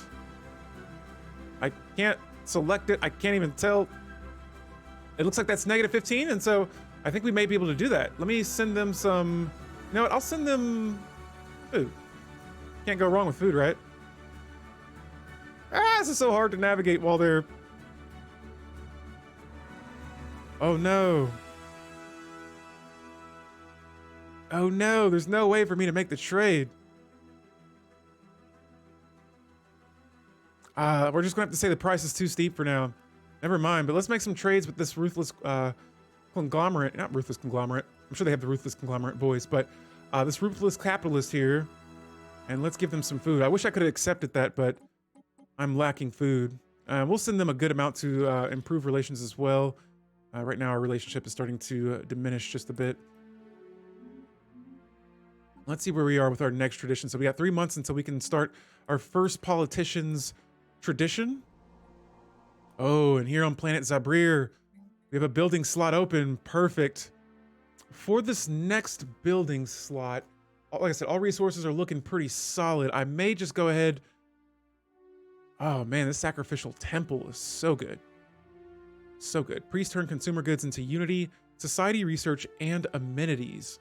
As you guys can see, our amenities are already skyrocketing through the roof. And so maybe I'll add something else like a monument. A monument. Fanatic spiritualists increased by 20%. Planetary unifications up by 5%. Additional sacrifice, that's a edict that we have activated, 60%. Sacrifice togetherness, 10%. All this is going towards our unity. One vision, more unity there. And so this will also increase unity from jobs by another 5%, give us 2 more culture workers, and produces one unity for each ascension perk we have that our empire has taken. Cool. There's so many here. I have to select this. The monument for now, and like I said, guys, I'll be changing some of these a little bit later on in the game. But yeah, I'm kind of nervous about ascending this planet right now. I want to, but I feel like I would get more bang for my buck from a planet like Zion here that is designated to the Forge world, which is Ascension Tier 3. This planet right here is a factory world. You know what? Maybe I could go ahead and ascend this one too. Actually, I'm gonna hold off because we have a tradition that's coming up here in a couple of months. These guys accept our trade deal, and now we're getting some rare crystals. Nice. And I just accidentally selected self-evolving logic as my next technology to research. And so we'll go ahead and do that. More alternatives are always cool. Give me options to select when I'm researching. And then we're gonna go back to our planet here. Okay, see, I see these red boxes up here, and I think that my pops are unemployed, but it's just one unemployed. They're unemployed rulers that can't find a ruler job, and so they'll demote here in a little bit. Now, I'm going to read through these just as we go along because they don't have an icon, so it might be a little hard to follow. But for the first 2 politics tradition you can select, you have the quid pro quo, and it says carefully worded rhetoric will make it clear that our support comes at a cost. Those we help owe us, and one day we will collect. And so the effects, whenever a resolution that you supported passes, oh, you gain 1 favor on the empire that proposed it. That's going to be massive. And then we have gravitas. Politics is the art of illusions. By showing others what they want to see, we'll grow our influence in the community. And so this will decrease influence costs for veto or proposed resolutions, and each envoy assigned to the galactic community provides a additional 2.5 diplomatic weight. Now, if you're in the galactic community, just these two traditions alone are really good. Jeez. And so, yeah, I like all of these politics trees, but yeah, we've selected the quid pro quo first, and that is going to, whenever we support a resolution, unlike this right here, can't even call any more favors in, but yeah, this is going to decrease diplomatic weight from economy, which I will, it's probably going to get passed, hopefully not, but I could see that forming, and we'll be trying to shut that down a little bit later on. And later on in the game, it's going to probably be a goal to control that community. All right, so back with the Shroud again. It says, disturbing news from our colony on Lukton. Despite the lack of resources, some of the more zealous reformers attempted to fashion a key themselves. By amplifying the psionic abilities with the makeshift device, they entered into a shared dream state. This precipitated a beach in the fabric of space-time above the colony's central city, Noxus. Anxiety-inducing fumes are issuing forth, presumably from the Shroud itself. Many are calling this phenomena Shroud stench, and we are told the experience is far from pleasant. Morale on Lukton is at an all-time low.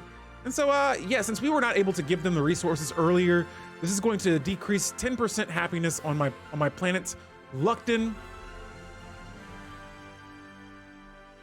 And the Federation just changed the low fleet law contribution. Oh, okay, so now we're contributing to a fleet ship. Okay, I can get behind that. All of our ships to contribute to the defense of all of the Federation members. That could work out. I'm just worried if one of these empires all the way on the other side become a Federation, that could be tricky. So these guys are still not accepting subjugation, and I want to ask them to be in our Federation, not associated with it.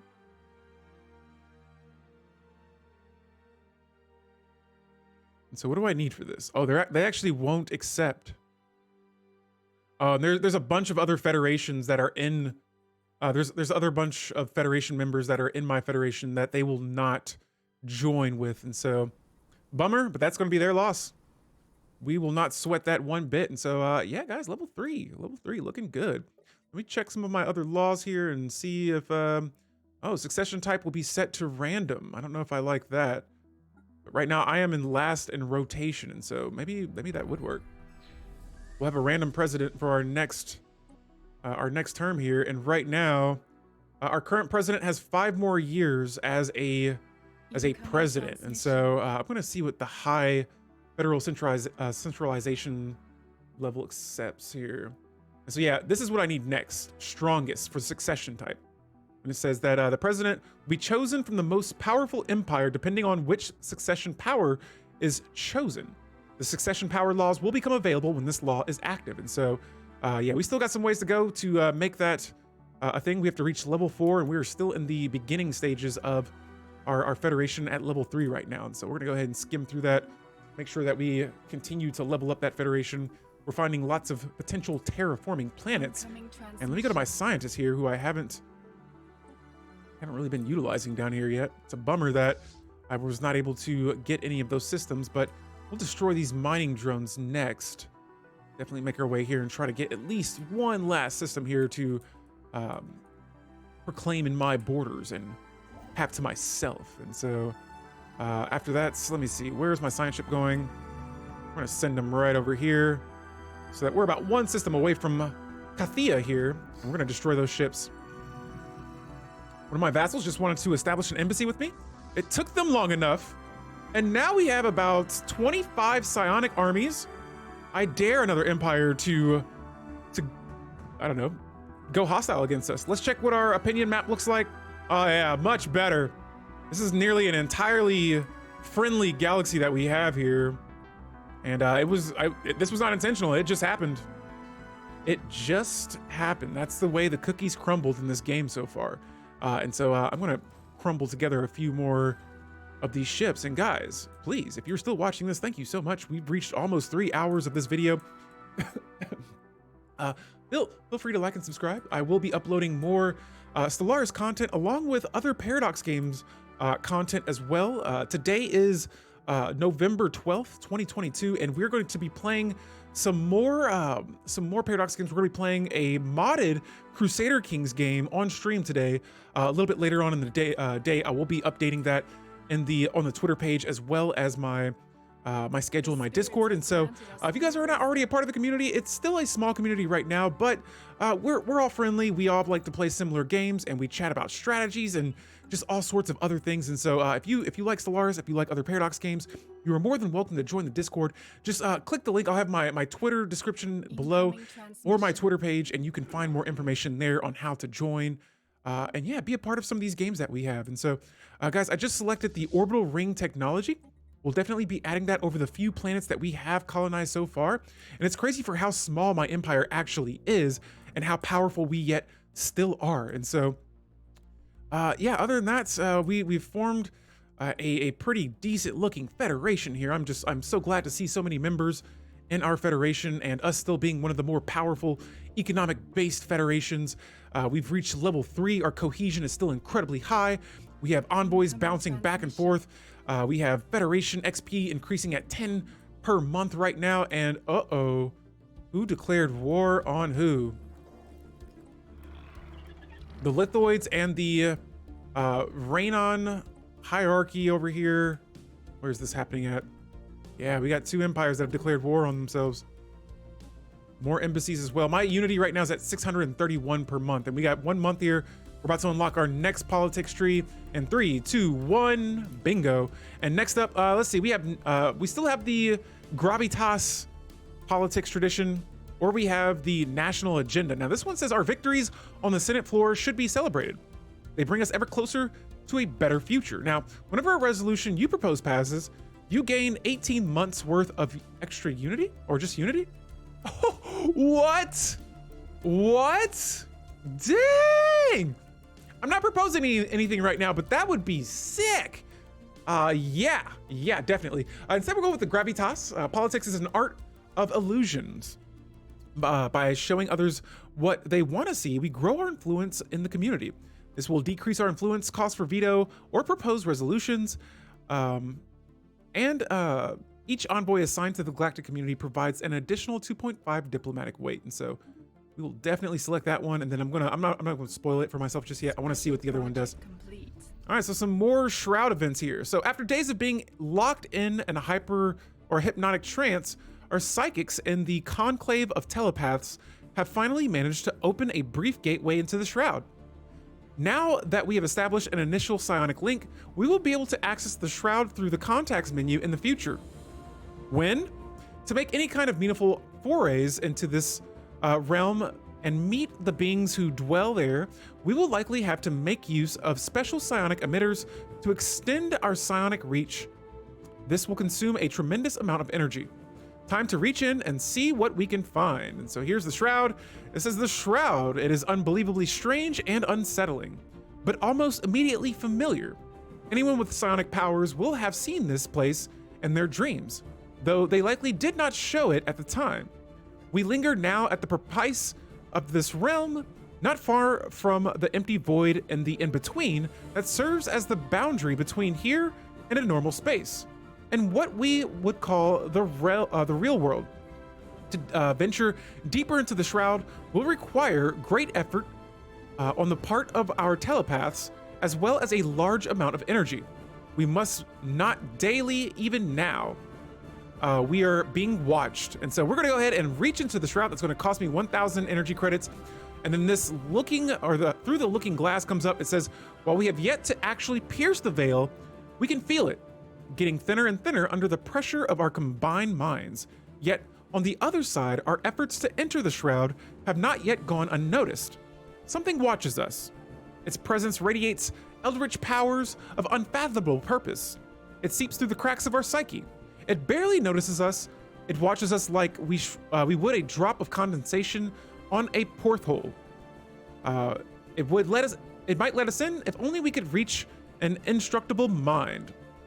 And we're gonna try to commune with it. Situation log updated. So we got a situation log being updated here. This is going to take us 30 months, but I have to research it. I must know what happens next. And yeah, there has been a war. I'm going to imagine this is going to be a domino effect of wars that are going to start here. But also, again, I'm going to look here and see what's up with this unemployed ruler. He has about a little over 1,000 days to go until he is demoted. Actually, all these workers here, they're all ruler workers. They're all going to demote to a specialist job. And yeah, they'll kind of relax a little bit. It's like, yo, fall back. Fall back, my guy. We need you to be, we don't need you to be a president. We need you to be a scientist. All right, so Psionic AI is going to be the next tech that we research, increasing our research speed by 5%. And other than that, guys, yeah, this is looking like a busy galaxy right now. Back over here in the galactic community, the Senate floor is currently voting on the pan-galactic recycling initiatives in the galaxy. I don't know what they're thinking, but they're voting on it. They're voting on it, and they're making a mistake. This was not a good idea on their part. Not a good idea. And that's going to impact everyone in the galactic community. But like I said, hopefully we will gain full control of that. Actually, let me see what my diplomatic weight is set to in the community. I think right now we're in first. Actually, we're tied for first place in the galactic community when it comes to diplomatic weight. And we only have 3 envoys out of 8 total. So not even fully utilizing them all just yet. But what I'm going to do now is I'm going to just add a few more ships with the alloys that I have. Good. If my star bases need any more upgrades. Oh, actually, I forgot about the Shroud beacon. Let's go ahead and get that built. So here I saved this star base in the Yieldum system for a Shroud beacon. And I need alloys. And so that should be enough there. And this is going to open up a portal that directly connects us to our Shroud neighbors. I need 1 alloy. Come on. I'm going to let the next month go by, and then I'm just going to let that. I'm getting 44 alloys per month, and so this will open up for me. And 3, 2, 1, bingo. And that's going to be the first time I've ever built a Shroud beacon before. All right, and so, one of our Federation members' psionic ability has awakened. And so not only us, but our psionic friends over here. It was these guys, right? I believe they're psionic now. Let me go to their species tab, and I want to get a little detail about them and see. There they go. The Magars. They are psionics as well. And we have a migration treaty, and so anytime they need to send pops to our worlds, it is more than available to them. These guys, though, they are associated with my Federation, but I'm slowly waiting for them to accept subjugation, and it's just been flickering back and forth whether they want to or not. All right, guys, we got less than 90 days until that resolution passes in our galactic community. I'm not really looking forward to it, but like I said, the AI, they have a way of doing their own thing, and we'll let that resolution slide for now. All right, so we got another tradition. Back to the politics tree. We are breezing through this. Persistent petitioners. Our delegation in the galactic community are extremely persistent and will take no for an answer. It might take time, but we will obtain what we deserve. And it says, after a resolution is passed by another empire, gain 25% diplomatic weight until one of your own resolutions is passed. Ooh, and that is absolutely perfect timing. So right now my diplomatic weight is at 2.4. Once this resolution passes, I want to see where it's going to jump to next, because we didn't support it, but I want to see how that works. We actually dropped down to 2.3. So let's see what happens here. I got some tech that just unlocked. I'm gonna wait until this passes. 10 days to go. Here we go. Back at 2.4. So that resolution has passed, and now we're at 2.7. So as long here, I got to go back and see what that is. Huge. After a resolution is passed by another empire, I'll gain 25% diplomatic weight until one of my own resolutions passes. That is crazy. So I can support, I'll just sit back and support resolutions and then just build diplomatic weight until there's something that I'm like, becoming the crisis could be that much easier. Oh my goodness. Or forming, not declaring a crisis. Declaring a crisis, yes, but becoming the Imperial or Imperium. Oh my goodness, there's just so many ways you could play around that. That is so awesome. And so that resolution's been passed, unfortunately, but Nonetheless, we are going to support this galactic market passing next, because I want to fill my planets up as quickly as possible, preferably with other psionic species. All right, and so we're still waiting for the rulers to, you know, demote themselves. They're taking their sweet time. I can't resettle them at the moment. And we have just cleared out this Cathena system like we said before, and so we're gonna go ahead and survey the system first, research the projects, and then I'm gonna send my construction ship back here. And for my fleets, I'm gonna return them back to our home system. That way they're not burning resources, just sitting idly in a system there. And then speaking of ships, you know, I'll build a few more Corvettes. Got about 2 more Corvettes on the way, nice. And other than that, yeah, guys, so far the Empire is looking pretty good. We're diving down the politics tree. We've completed psionics, so I mean, I feel like I've achieved a bunch of my goals here in this game so far. And this time, let's see where our unity jumps to this time. So we're at 453. We selected the Sacrifice Togetherness Edict, and hopefully it's a high modifier like we got last time. 597, not bad. Cool, cool. And so yeah, that edict right there, I see how powerful it is now. I can give you some huge unity boost there. And here on planet's labor set, again, it's only the Azizians living on this planet. This is a new species we created. And now, looks like there's still only 3 pops. These pops must grow very slowly. Yeah, the planet habitability is causing some slow pop growth on this world. And so, ooh, I need ecological adaptation to terraform that planet. And that is going to be on my to-do list here later on. But I'm going to hold off before I colonize another world. Really, I'm going to need another desert world. Actually, no, I don't. I still have so many jobs on this planet and housing. Yeah, so pop-wise, we're looking good. Economic-wise, just economy-wise, everything's looking pretty stable. Planet-wise, stability's looking good. This planet Zion, it's starting to pick up a little bit. We are, we're increasing habitability and all that jazz. And sorry guys, have to take a quick peek there at something. So yeah, workers, let's see, workers, we got plenty of jobs for these guys. I want to move these Azizians off this planet though, because I'm pretty sure that habitability is going to decrease their happiness. Now, we got another politics tree, or we got another politics tradition, the national agenda. Our victories on the Senate floor should be celebrated. They bring us ever closer to a better future. And so yeah, this one, kind of like the other one, whenever a resolution you propose passes, I'll be gaining 18 months worth of unity. And so I won't be utilizing that just yet, but it's still nice to have a little bit later on. And so once I feel like, you know, my diplomatic weight's high enough and I can start passing some laws, I'm probably gonna be using that more when I'm in the Galactic Council, whenever we form that. That's where things are gonna get fun. And this is right here is fun too. We have found some rare crystals. We need that desperately because we have very little valuable resources in my empire right now. And especially in the late game when you want to start upgrading some of your buildings, you're gonna be needing that. You're gonna be needing that badly. We also have exotic gases that we haven't even just utilized yet on any of our worlds. And so other than that, planets, like I said, planets are all looking good. Just gotta get those workers to you know, find some work, guys. Find some work.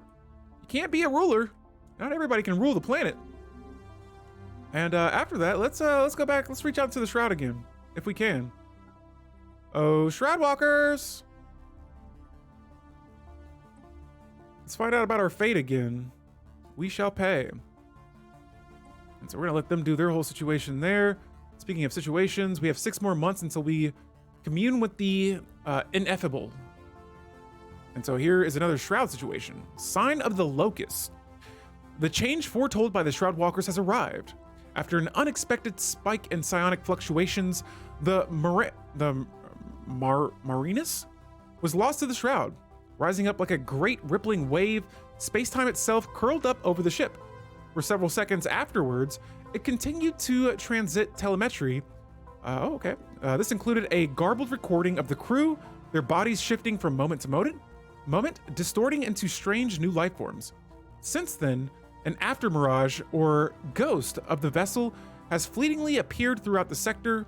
Studying the phenomena should allow us to better understand the fate of the Shroud and its crew. All right, guys.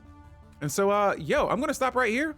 We are reaching the 3-hour mark. I want to try to keep my videos at least a little under 3 hours, or in between 2 to 3 hours at tops. But here's our galaxy. Now, everything all up in this area right here. This is my vassals and my Federation members. Right now, we're kind of at a very peaceful spot in the game. I have an in-game event. Actually, you know what? No, we're not going to stop just yet. We're going to keep going. I believe I have a, I want to say a mid-game, in-game year starting at the year 2250, but I could be wrong on that. But yeah, so far, everything that we've wanted to do so far, we've reached. You know what? We'll complete the politics tradition tree as well before we end this. Sorry about that, guys. Beacon to the Shroud. So we finally built our beacon here in the yield done system from earlier. After a long period spent grasping the dark, the veil that covers the shroud has been lifted. Although the strange possessed by which the shroud beacon functions remain little understood by our scientists, its physical systems appear entangled with psionic energy. Its operations almost like those of a living organism. The tunnel it spawns is more bypass than route, offering our vessels an extra-dimensional shortcut via the shroud. Interstellar exploration will now be quicker and infinitely more mysterious. Ooh. And so now it's sort of like it's a shroud tunnel that leads directly here, and I'm gonna send my scientist. Let's find them. Ooh, one of my scientists has died.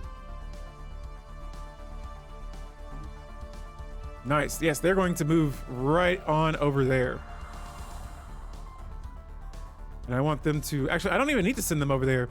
What I could do instead is have them continue surveying whatever systems are left for now. My construction ship here, I need this system badly.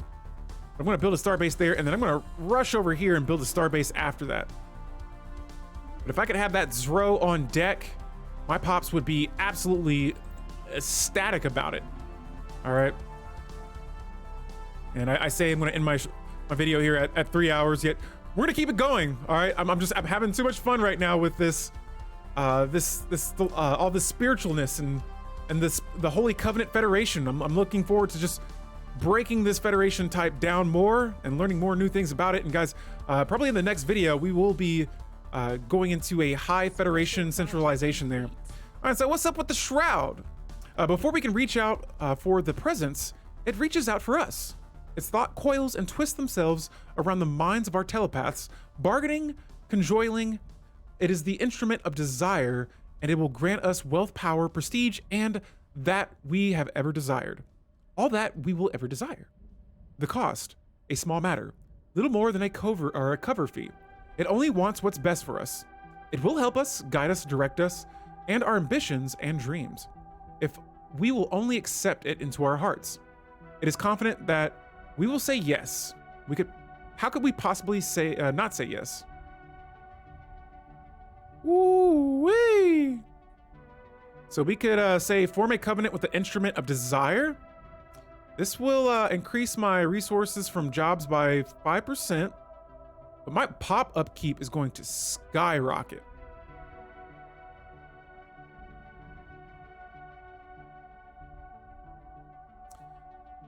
I don't know if I would like this a lot, but let me see what my pop upkeep even is.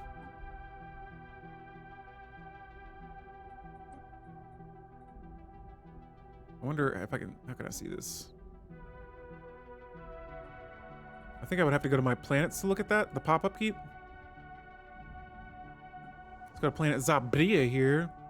And let me see. Yeah, so this is going to cost me food and consumer goods. Food and consumer goods. Food and consumer goods. Food and consumer goods.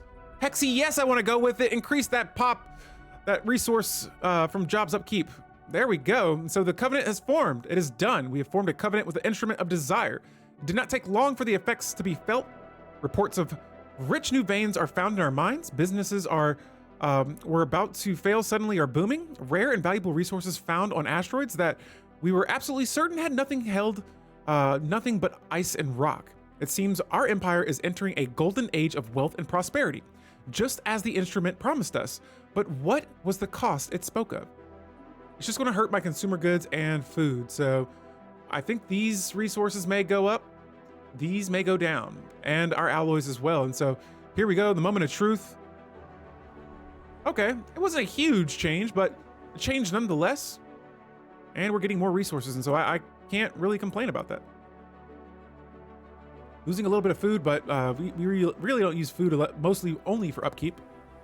And yeah, I may have to colonize another planet here in the future, but we'll see. Whoa. Okay, that's right. I did switch the pops that were colonizing on that, or growing on this planet. Definitely want to make sure you get the right type of pops working on the right planets here. And for this planet, I wonder if we could switch and make it... Oh, I don't even see the option for my species. Oh no, I don't want to do any species. Let's just keep it at... Oh, the lithoids are psionic? Let's go. I may have to let that be they're the main species that gets that grows on this planet. They do have a slightly lower growth speed from just being lithoids, but and they don't like being forced to grow.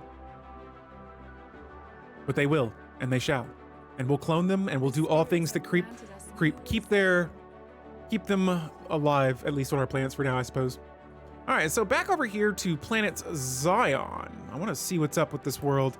This is currently my forge world. I'll go ahead and just add another industrial district with a city district, increase more building slots. And guys, hold up. Before we talk about any of that other stuff, we're completing the politics tradition tree. And so the last tradition you're going to be getting in this tree is the extraordinary powers. Extraordinary times call for extraordinary measures. We've already been trusted with power. It is only natural to let us wield it. This will decrease our veto cooldown by 25% and emergency measures cooldown by 25%. And so this is like later on when we become like a council here, but now our diplomatic weight is increased by 10 because we completed this tree, and this will unlock 4 special resolutions in the galactic community. On top of that, it will unlock another ascension perk here. And let's see, what should I go with next? Galactic Contender? That could be fun. Yeah, let's try that. Galactic Contender. Consecrated Worlds, this would be pretty cool too, but I'm feeling like I'm getting close to the end of all of my usage for Unity since... Actually, no, I won't be getting close to the end of that. Consecrated Worlds would be nice. I don't know if I have any worlds though that I want to consecrate. And so right now I'm gonna keep it at Galactic Contender so that we can increase our diplomatic weight more immediately from that. And Xeno Diplomacy, this is next. This is going to give me an embassy complex building that will give me an additional envoy that will eventually put me at 9 total. And so that'll be nice once that is complete. And I still feel like I could easily be attacked right now. I would like to upgrade some of my bases, but some of my tech we're just kind of slacking on right now. So my construction ship is almost here. I hope I can get my hands on that Zro. Labor set, what's happening with this world? Oh, nice. All of my planets now no longer have unemployment. It's because those rulers, they have now, they went ahead and demoted themselves to a specialist worker. And so I should increase my specialist output just a bit there. And yeah, guys, other than that, so far, everything's looking good. I'm not seeing any other empires that are turning hostile towards us, at least for the time being. This turned out to be a very, like I said, peaceful game, like I said before. Jeez, what is this? We offer you Triumph brand bunk beds. For the low price of 6 months of society research, how do you do the things we do? What does this even do? 1 bunk bed deployment increases housing by 10% for 80 years. Not interested. Caravaneers just stole 200 of my energy credits. Lame. What? That would have been seriously brutal. Negative or no society tech for 6 months? We need that. We absolutely need that indeed. And so I've increased my my diplomacy again, or my diplomatic weight again. And now, yeah, got a nice little comfortable lead here. And everyone is on the side of forming a galactic market. I wish we could just support it and let it be gone. Uh-oh, a confirmation. Time has passed since we established the foundation of a covenant with the instrument of desire. Our bond is still weak, and we still have a chance to break it, or contrary, strengthen our connexation.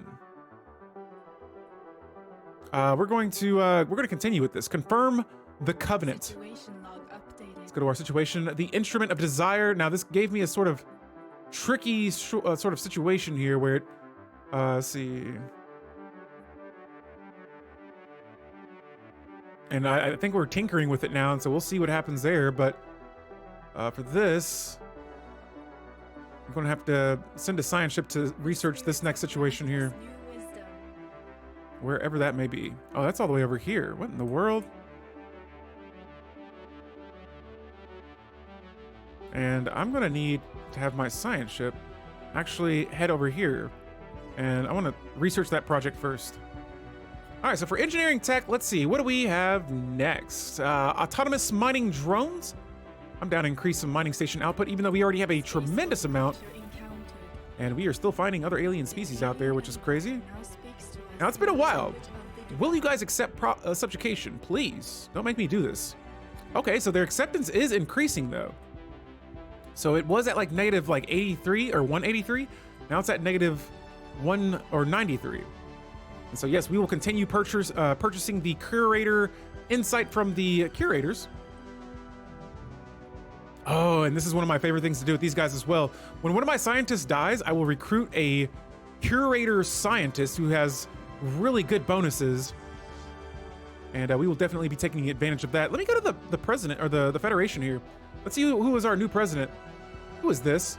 Oh, I'm back in business, guys. Holy moly. You know what? I'm going to stop this here. We became president again. Holy cow. And I put the laws on random, but nice. Our term's going to end in 10 years from now. And I got to wait 700 days to change the succession term. But yeah, we let another empire rule as presidency. They passed a couple of laws, which were okay. We became vassals of even more subjects. And so all the purple that you see up here, not here, don't get that mixed up because that's a different federation or something. I don't even know if it's a federation. I think it's just an overlord and vassals. But these guys over here on the left side, they may be that may be a situation we're gonna have to deal with later on. This empire I've been trying to subjugate. We're getting a little bit closer to subjugating them. And then yeah, over here we have 3 vassals that we've acquired. And then down here to the bottom of the galaxy, there's just all kinds of craziness going on over here, just different empires everywhere. For our game, we had some goals, guys. We unlocked the psionic theory tech in the last video. This video, we completed psionics.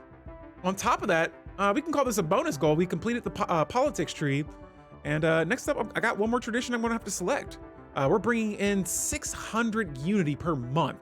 That is a lot. And once we complete this next tradition tree, I'll probably just maybe fix, change up my planets and switch it from Unity to Tech. My Tech, I feel like I've been neglecting a little bit because we've been focusing so hard on Unity. And then for my planets here, we're gonna do one last look through these, but nearly all of my planets are above 50% stability. There's jobs on these planets, the amenities are high. And so, yeah, so far the Covenant of Yang is looking really, really good. We have our Federation right now that is at level 3. And in the next video, we'll definitely be trying to get as high as we can on a level basis with this Federation as well. We have tons and tons of members in this Federation. We are now back on top when it comes to economy in this Federation as well. These are all the other members that are in this Federation as well. And I don't know what to tell you guys. This is epic. Like, this is looking really good. We are going to be in control of the Federation army. We have psychic armies. We have over 50 psychic armies. We have a psychic general. Everything's psionic. It's happening right now. And so guys, I hope you really enjoyed this psionic awakening playthrough. This is where the psionics, my psionic species have awoken. They're all full-blown psionic. Not all of them, not all the species in my empire. We'll look at the species we have right here. I'm gonna select my empire. Only show me my empire that I have. So I'm getting a handful of different types of species now, right? But the lithoids, they're psionics. They're full-blown psionic. The only species we don't have that are psionics are the Azazian or Azizians, and we'll look to change all that stuff up here a little bit later on in the game if we can. For my humanoids, we have 44 human psionic species. The toxoids, they're not psionic yet. I'm hoping we can change that, but they are intelligent, so that's good. And then the Magar, We only have one of those pops. They're psionic as well. And so lots of psionics. We're building around that with our planets. We're adding those jobs to it. Guys, I'm Alpha Gang Delete. Hopefully you enjoyed this video. Please feel free to like and subscribe, and more content will be coming soon. I don't have a set amount of videos that I'm going to be uploading throughout the week, but at this point, in the past, like what, 2-3 weeks now, we've uploaded about 6 videos, and so I'm just going to be pumping them out as I go through these playthroughs. I hope you enjoy. As always, if there's anything I'm doing wrong in the game, please feel free to leave the comments in below. Give me tips, tricks, all that jazz. And guys, we're going to be rolling out of here. And so until next time, the Stellaris Psionic Awakening is going to be continuing. Our next video, the goal is going to be to, I don't know, maybe just make some more noise in the diplomatic or the galactic community, level up our Federation to level 5, and subjugate more empires. And so until next time, see you later. And I'm going to dive back into the Shroud. Thanks, guys.